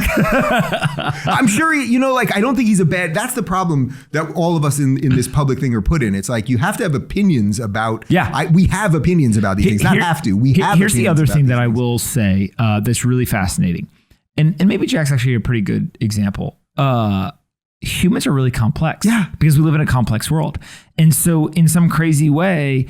I bet you if you ask Jack, and he may kill me for saying this, but if you asked him, he could probably with great accuracy say, here's my beliefs on Bitcoin, here's my beliefs on free speech, here's my beliefs on Twitter, here's my beliefs on Square, here's my beliefs on whatever else. And then he could retroactively almost look at like how everything's played out at Square and Twitter and with Bitcoin and like pretty accurately probably identify, I wish we did this better. Mm-hmm. I think that went right. I know people didn't like this idea, but I still think that was the right decision. Like, and when you do that, I think it's this interesting thing of, it's kind of like with Trump. When he first became president, I remember saying to a couple of people, I don't really know anything about this guy. But Steve Schwartzman and all these folks who, for all intents and purposes, seem pretty intelligent. Yeah. They all keep going in meetings with him and walking away and saying like pretty high praise. Again, they can be full of shit. They could actually be morons, never talked to him before, like all this stuff. Yeah. But like, that's interesting. And I think that a lot of these leaders of these big companies, when you talk to the people who know them, like Elon. Elon was loved in the Bitcoin community. Now he's like, basically everyone's like yelling and screaming about whatever. Yeah. You talk to people who know him and they're just like, dude, he's like a dude. Like if he came and sat down right now, he's just a human being. We would all talk to him and be like, you know what, that guy's like super scary smart. Right. By the way, like he probably has a sixth sense of humor, like in some areas, and like he has a Twitter account. Right. The takeaway wouldn't be, oh, he's a dick or like he's like truly evil or something. So that's I'm honestly I really try not to go after people's motives. I actually think it's very possible that what you're saying there, when he took all of those things that he had in front of him and how they all mapped together, but then Twitter became something that no one could have ever, that's the thing. No one could have ever imagined what these tech companies setting up my became. Twitter. Yeah. Right. Like there you go. Like we couldn't have imagined. And he was just the guy that was in charge of it. And that doesn't make him God or evil necessarily. Mm-hmm. So yes, even though I can be critical of some of the mistakes, I mean, trust me, I'm now partly running a tech company. Like, am I going to make mistakes? And are people going to go on podcasts saying they don't like Dave Rubin? They will. It's okay. I think they've already said that. Somebody definitely said that. Again, my Twitter mentions are not on, so I wouldn't know. All right.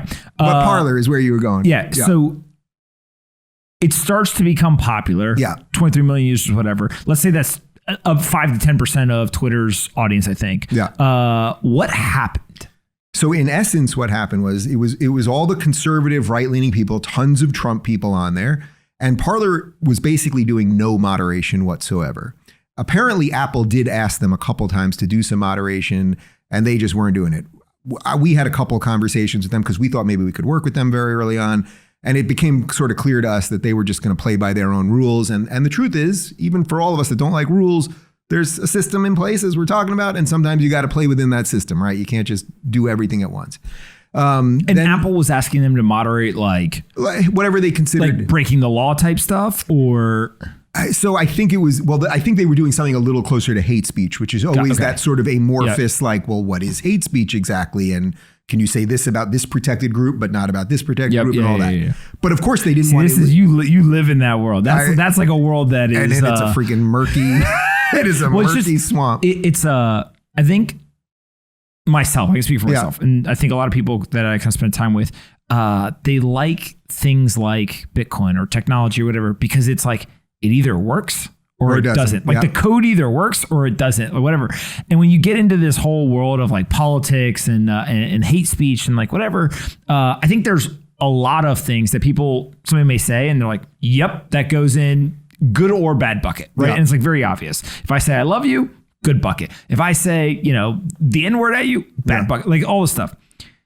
Then there's stuff that's kind of in like the gray area. And I think that's kind of what you're getting at. Is like, it almost, then you start asking context, well, like, who said it? Who did they say it to? Well, that's whatever. And that's where I think a lot of technologists are just like, there's no like, yes, no, there's no one or zero, right? And so like, that's just like a whole different world. Well, that's why I'm also telling you I have sympathy for Jack. You know what I mean? That's why I'm saying he got involved in something that he did not intend to get involved in, that became something so massive he could have never imagined it. So just real quick on like the hate speech part, the Supreme Court of the United States says this, there's no such thing as hate speech, meaning if you really? there isn't. Yeah, because you can, if you break the laws of the United States, you're in trouble, but you're allowed to say mean things about people. You can't directly coordinate a violent terrorist attack or tell a mob to kill somebody or yell fire in a crowded theater with the intent to do harm. People don't know this. You actually can yell fire in a crowded theater in a funny context, but if you're doing it to gin up people, that's with intent, and you can't do it. So, but the point is, beyond those things, and then the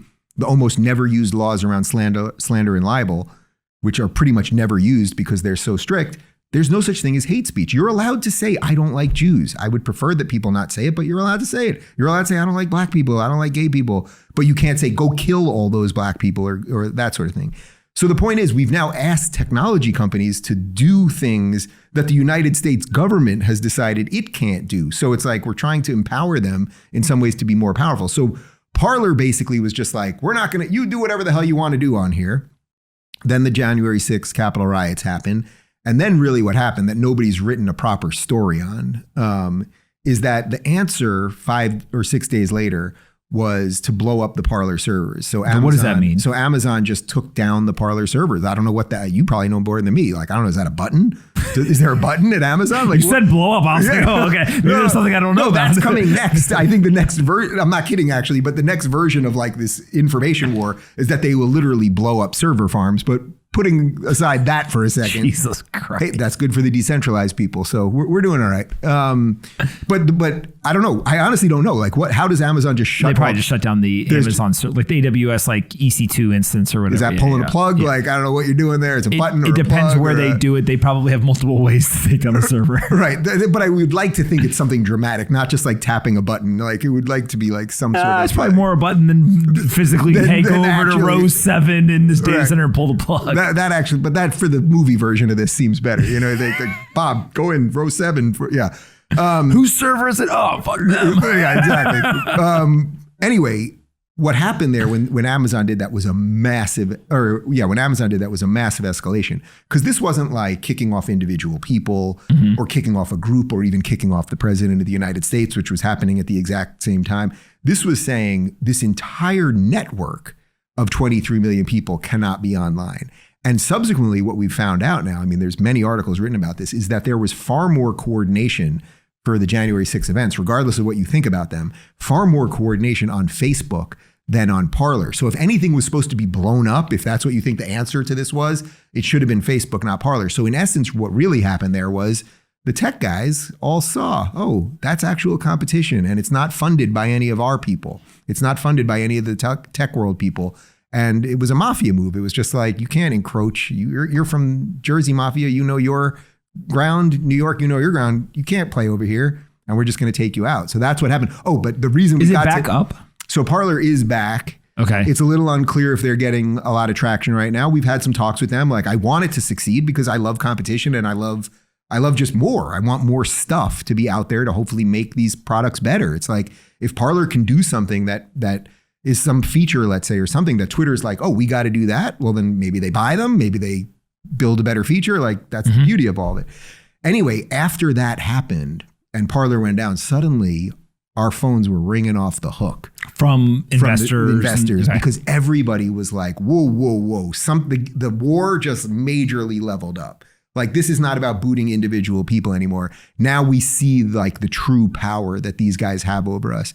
And then fortunately, because of that, we got awesome investors and the company's growing. And are you able to say, so I invested. Yeah. Who else is in that round? Are you able to say? So David Sachs led the round from Kraft, and he's just been like extraordinarily awesome. He's opened doors for us, and just, he really literally if I've learned one thing, I'm sure you have your versions of this in investing.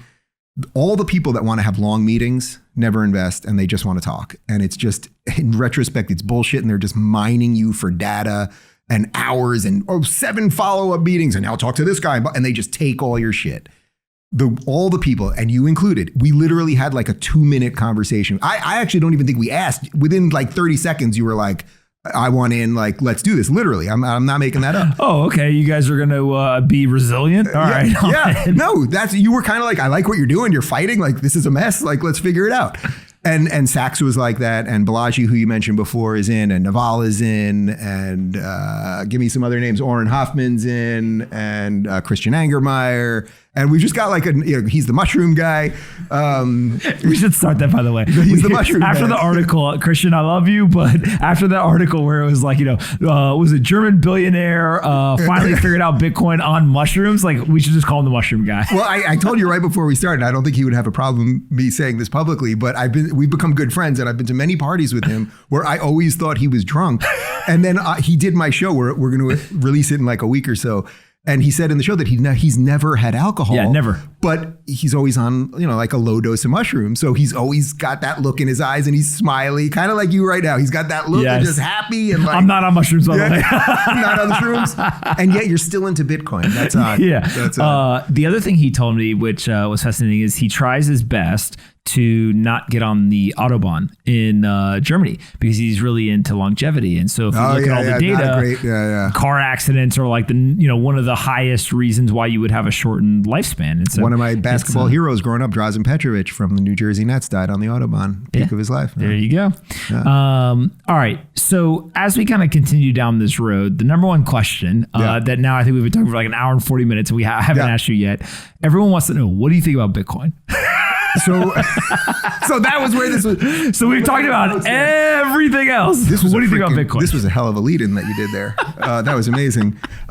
So I honestly believe this is all the future. So I cannot. What does that mean? So first off, let me say, I cannot talk about Bitcoin at the technical level that is going to impress you at any level whatsoever, or any of your viewers. If I get into any of this, like it's not my world, and it's a world that I'm just.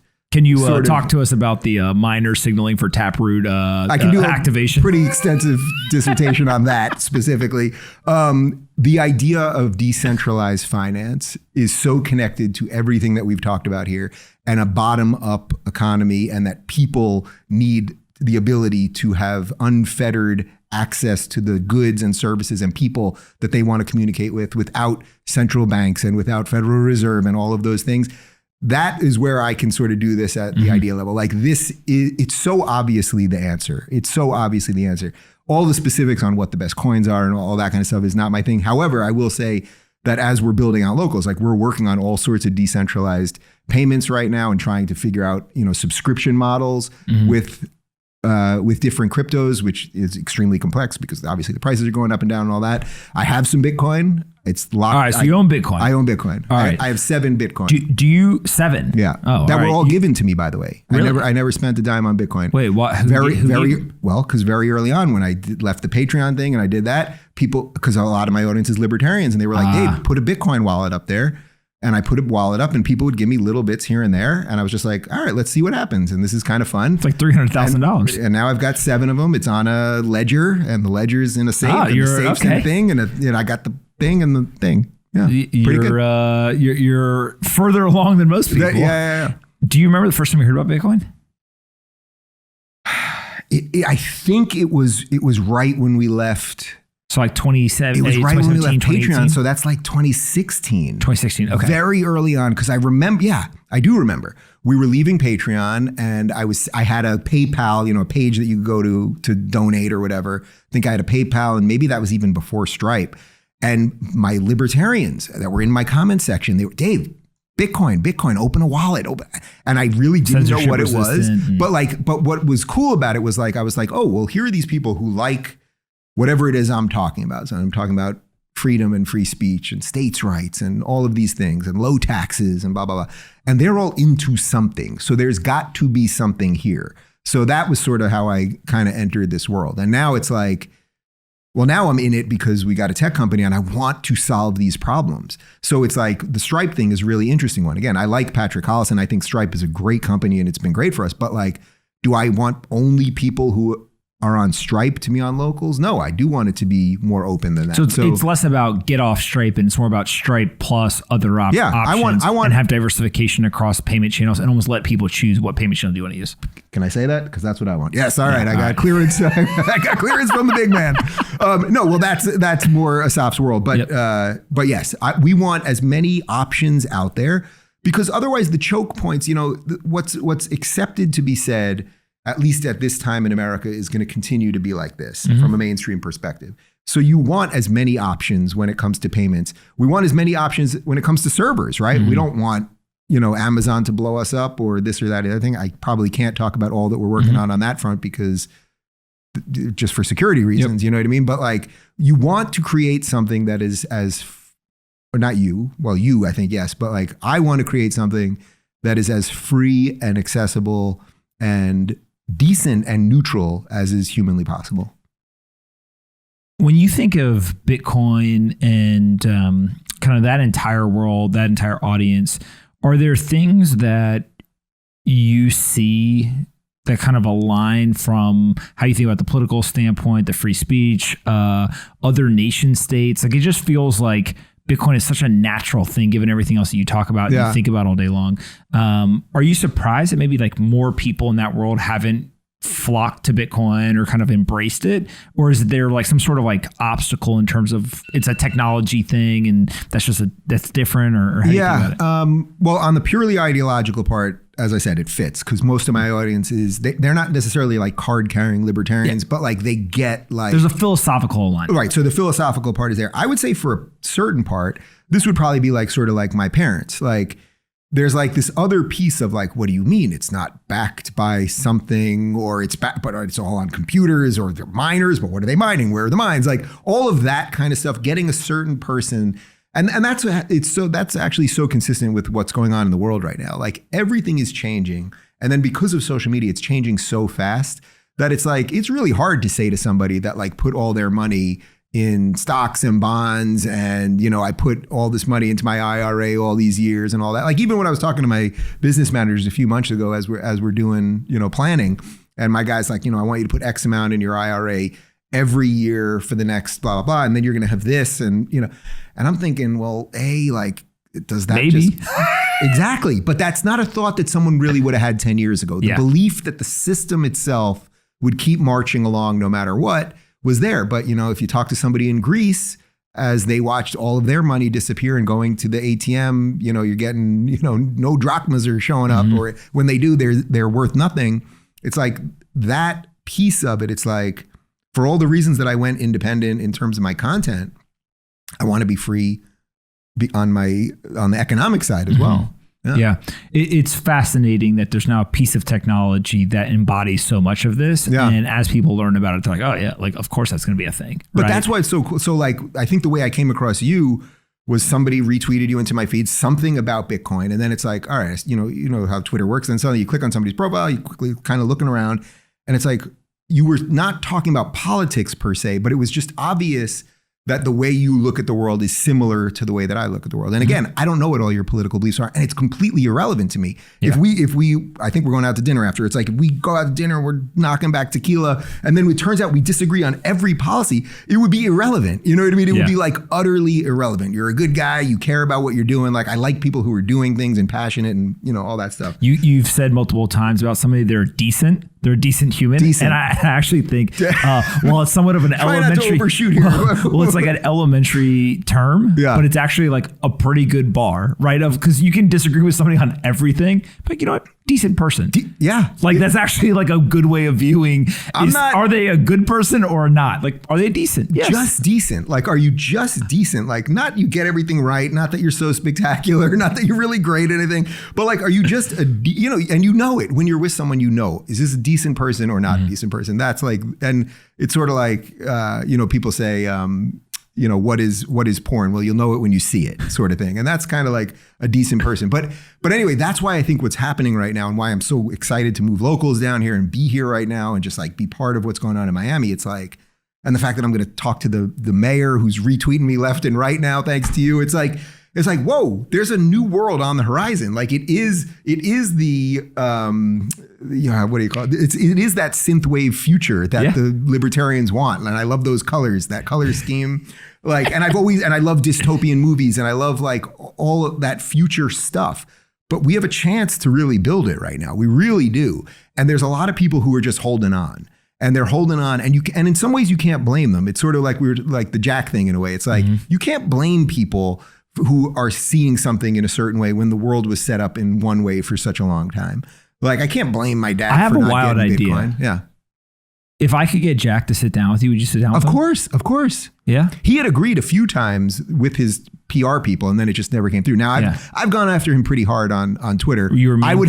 I promise you, if you can set it up, I will have no problem starting the conversation by saying, I apologize for anything that I said. I cannot make any promises at all. That would be like a pretty out of left field thing. But let me see. That I would be interested to see you two sit down and have a conversation. I would learn from both of you, I think.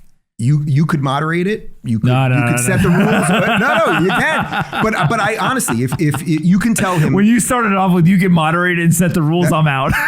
Pomp, you're a decent guy. You're a decent guy. Jack's decent too. I think I said that. Three decent guys. Yeah. All right. We'll do okay. All right. I ask the same three questions to everyone before I finish up. You get to ask me one at the end. Most important book you ever read? Most important. I've read so many books in the last. So one thing, when I started the show, I used to read every book from a guest, every single one. And then just life got busier and I just can't do it anymore. This is going to sound a little cliche, but not only because I was on tour with him, but 12 Rules for Life really changed my life. Really? Like if you read that book and you put those ideas into practice, whether it's standing up straight with your shoulders back, telling the truth, like he's laying out the things that if you do these things, I saw this guy freaking change the world. And in the course of changing the world, he changed my life. So that's a great, simple yet powerful book. Sleep Schedule. Our friends at 8 Sleep, who now I've invested in, I begged them to invest. They finally let me invest. So now I feel like I can really ask this question. Beg people to invest? These guys, listen, they have a mattress that I used to sleep like 5 or 6 hours. Like literally, I think one time I told my girlfriend at the time, now wife, wolves don't sleep. She was like, why don't you say that? Wolves don't sleep, right? She was like, you're an idiot. Yeah. And I was like, probably. Yeah. Now I sleep like 8 or 9 hours, completely changed my life. And when I sleep on this, you can make it hot or cold. I sleep on it like it's like an ice cube. I like cold too. And their ultimate goal is to take 8 hours of sleep, compress it down to 6, but you get the same amount of deep sleep, and therefore it's like better or whatever. Wait, what's it called?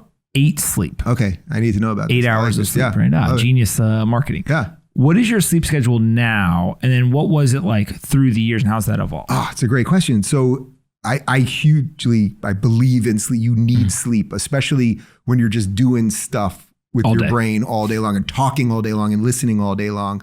And that's not to diminish people that are just doing things with their hands all day that may seem trivial, but are not actually. I basically go to sleep usually about 11:30 or so. Okay. I wake up about 6. I'm very functional in the morning. If I wake up, I have coffee and I just work. And then at some point it's like 4 o'clock and I'm like, whoa, I should just like breathe for a sec. Sometimes I forgot to have lunch. I've done 5 shows, that kind of stuff. I really do like taking a 20-minute nap if I can around 3 o'clock. If I can just little siesta, or just literally, it's not even a nap like I'm sleeping, but it's literally just close my eyes for 20 minutes and just like let myself reset, I think is absolutely key. I'm not the greatest sleeper though, so I am interested in this. 6.5 hours is not a lot. Yeah. You should try to get 8. Could you go to sleep at 10? Is there some sort of company you've invested in that maybe could help me in this department? We'll work on it. Yeah. All right, aliens, believer or non-believer? I could give you a couple answers here. What do you know that we don't know? Yes, there is other life out there. Okay, why? Because I think there just has to be. Look, there's a beautiful way to say no to it. The beautiful way is no, that this thing that we're doing right now in our existence here is so unique and so special, and the majestic, magical cosmos that put the earth so close to the sun and all the elements were right, and that it was all just like this magical, incredible, godlike event and then we're here and it's just us, and like that's actually rare and precious and beautiful, and I actually love that answer. The other part of me that is most of me is just like, we're here. There's got to be some other stuff out there. And over time, we will find that. I would direct people to watch the movie Contact by Carl Sagan. And it's something like that. If you had to choose, this is a fourth question, I'm cheating. Yeah. If you had to choose, are you more worried about what's in the ocean or what's in space? Like, would you rather go to the depths of the ocean or go to space yourself? Well, personally, which would I like to go to? Yeah, space. Like, I just love sci-fi stuff, and like, you know, Star Wars like defined my life for so long before they ruined it. And like, there's something about the depths of the ocean. You like the depths of the ocean? No, I'm out. Like, you don't like the depths. Like, if I put you in like a submarine and I'm just like, all right, we're gonna send you down like 2 miles, and then no good. I'm out. It doesn't seem possible, really. You know. But well, and then like you like see things that like you're like, I didn't even know that was an animal. Like, you ever seen like some of these videos? You're like, what? No, that is pretty cool. That changed colors. Like, it just moved shape. Like, I don't know. But are those aliens? That's always the question. That's a good question. That's always a question. Yeah. I don't know. All right. Well, one question you have for me. I get to ask you a question. That's a good one. I was thinking about it. This is like the scariest thing in the world is letting you ask me a question. Yeah. All right. And the more you think about it, the more nervous I get. Well, I think you've addressed this a little bit, but I think it's the question that would be on my mind to ask you the most, which is, what do you really think is going on with Elon and Bitcoin? Oh, is that too cliche? You want something? No. I think everyone's overthinking it. I literally think that let me address all of it as kind of a on like a grand scale. Yeah. Can I add one sentence in first? Sure. Just the layman's version, because I saw him pumping it up. And again, this isn't totally my world. He's pumping it up. We're taking it for Tesla, blah, blah, blah. Then he goes on SNL, which is like a mainstream airlock moment for him. There's all the controversy around that. And then, you know, in essence, 5 days later, you know, we're out. So, and that all just, in my world, the way I piece together, very chaotic. Just feels very chaotic and also oddly coordinated and whatever. Yeah. So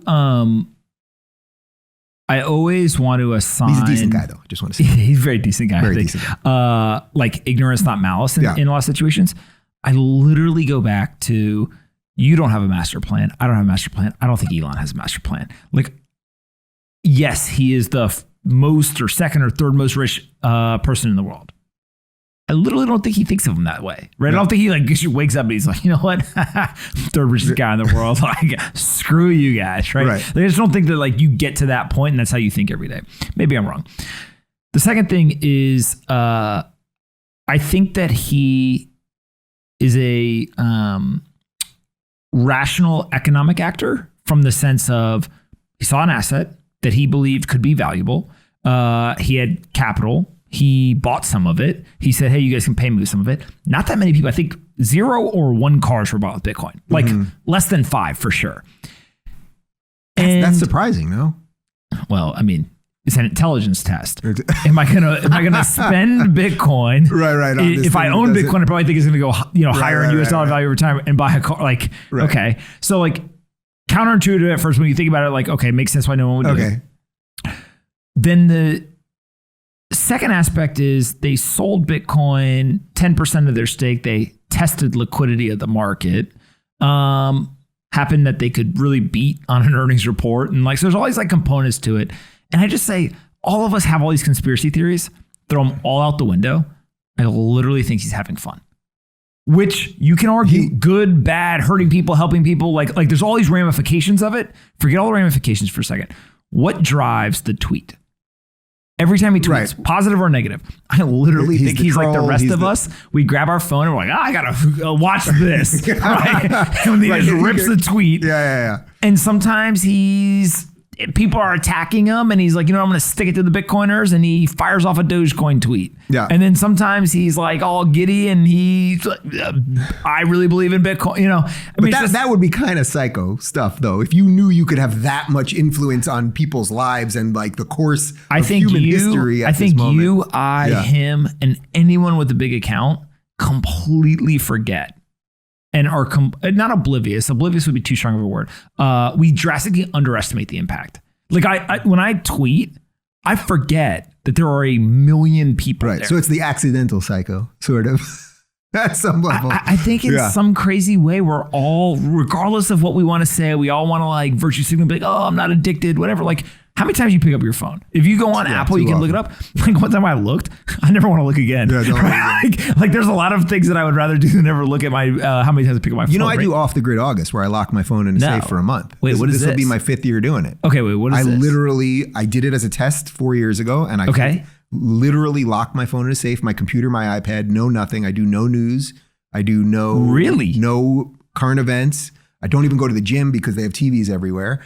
And then I come back on the grid, and I've had Ben Shapiro did it with me once, Glenn Beck, Michael Knowles, a couple of other guys. We do it live where they fill me in on everything that I've missed. And I watch no TV, nothing electronic. What's the craziest thing that happened while you were gone? Well, you think that crazy, like one year John McCain died. Last year the big thing was that the song WAP came out. That seemed to be the biggest thing. And I guess, what's her name? Is that Rihanna? No. Who I don't know. Somebody great song. Her pussy's dripping. I don't know, whatever. She's got a bucket or something. But no, you realize very quickly that actually it's okay. You know, like, some stuff, the Republicans voted on this and they're up, something blew up in Lebanon or something. And it's just like the world goes on. But I find it just like, a whole month. That's great. Yeah. Go lay out on the beach, stare at the ocean. And you call it, what do you call it? Off the grid August? Yeah. Oh, I'm going to challenge some people publicly. I know you can't do a month, but maybe could I get you on a weekend? You think you could do I could do a weekend. You could do a weekend. You want to hear actually something pretty crazy? It's happened twice. So 3 years ago or so, I took 2 weeks off. I cheated a little bit. Like I would still go on Twitter and read a little bit. Yeah. But I didn't tweet, and I really, really stayed off. And I always joke that I knew that it was working because multiple times when I was living in New York, my wife and I would go for a run, and I would leave my phone behind, which would be blasphemous, any other time. Yeah. And I didn't care. Call me, whatever. I just don't care, right? And the second time was when I went to Iraq and I came back. I didn't have a cell phone for a year. And I was young, I was 21 or whatever when I came back. And I remember... Wait, did you serve in Iraq? Oh, yeah. Oh, wow. Yeah. I didn't know that. Oh, I got lots of thoughts. Let's not go there. Yeah. Wow. And so when I came back, I just didn't care. Like I didn't have to have it with me all the time or whatever. And so it was like this really interesting thing of just like, we are all addicted. We all say we're not, whatever. When you wake up, you grab your phone. When you walk into the room, you go on your computer. Like whether it's email, phone calls, social media, whatever, like we are all addicted. Can I give you one that maybe your mattress guys can work in with some kind of promotion? Don't bring your phone in your bedroom. Yeah. I don't do it. I leave it outside the bedroom. I usually leave it in the kitchen. But the last thing that you do before you go to bed should not be scrolling, doom scrolling Twitter or just like the, infinity scrolling into your mind is turning into scrambled eggs. And the first thing that you do in the morning should not be, whether it's just email, it just should not be that. Like it should not be. And yet almost everyone, before you freaking pee in the morning, which is really what you have to do, you do this thing. So I really, really try not to have this in my bedroom. Very rarely does this ever happen. But there's been a couple times I've woken up to text messages. And usually it's like some catastrophic, I put that in air quotes, right? Some catastrophic event happened with like a founder that we've invested in or something. And they're freaking out. And you notice, like I woke up, I was like, pretty chill and calm. I got my 8-9 hours on the 8 sleep. And then it literally is like, I just got whacked by an 18-wheeler, game on. Yeah. And you're like, okay, here we go. And there is this element of like, if you can avoid that, like I do think it's better for you. Yeah. Well, I don't do it. I'm horrible. I don't listen to my own advice, but like I do agree with that. So that's my challenge to you. All right. I got to ask you a question. Now I added something to the podcast. We are not going to start letting people challenge me. No, I like that. For now on, all your guests have to challenge you with something, which is just to, whatever, on the weekends, no phone. You know, the first thing people are going to challenge me, they're going to start bringing me all their coins and tell me to buy them. That's like, I already know where that is. I've seen your mentions. I know what's going on. I've seen your mentions more than I see my mentions. All right. Where can we send people? I feel like everyone knows where you are, but where can we send people on the internet? I'm not going to send them to big tech. Go to rubinreport.locals.com. Rubinreport.locals.com. And you can create a locals account for free, and you can look around, see what's what. And if you want to interact, then it costs a couple of bucks. But I promise you it will be worth it. But if you just want to see what's what, and we're building out some incredibly cool stuff, and we're going to save the world.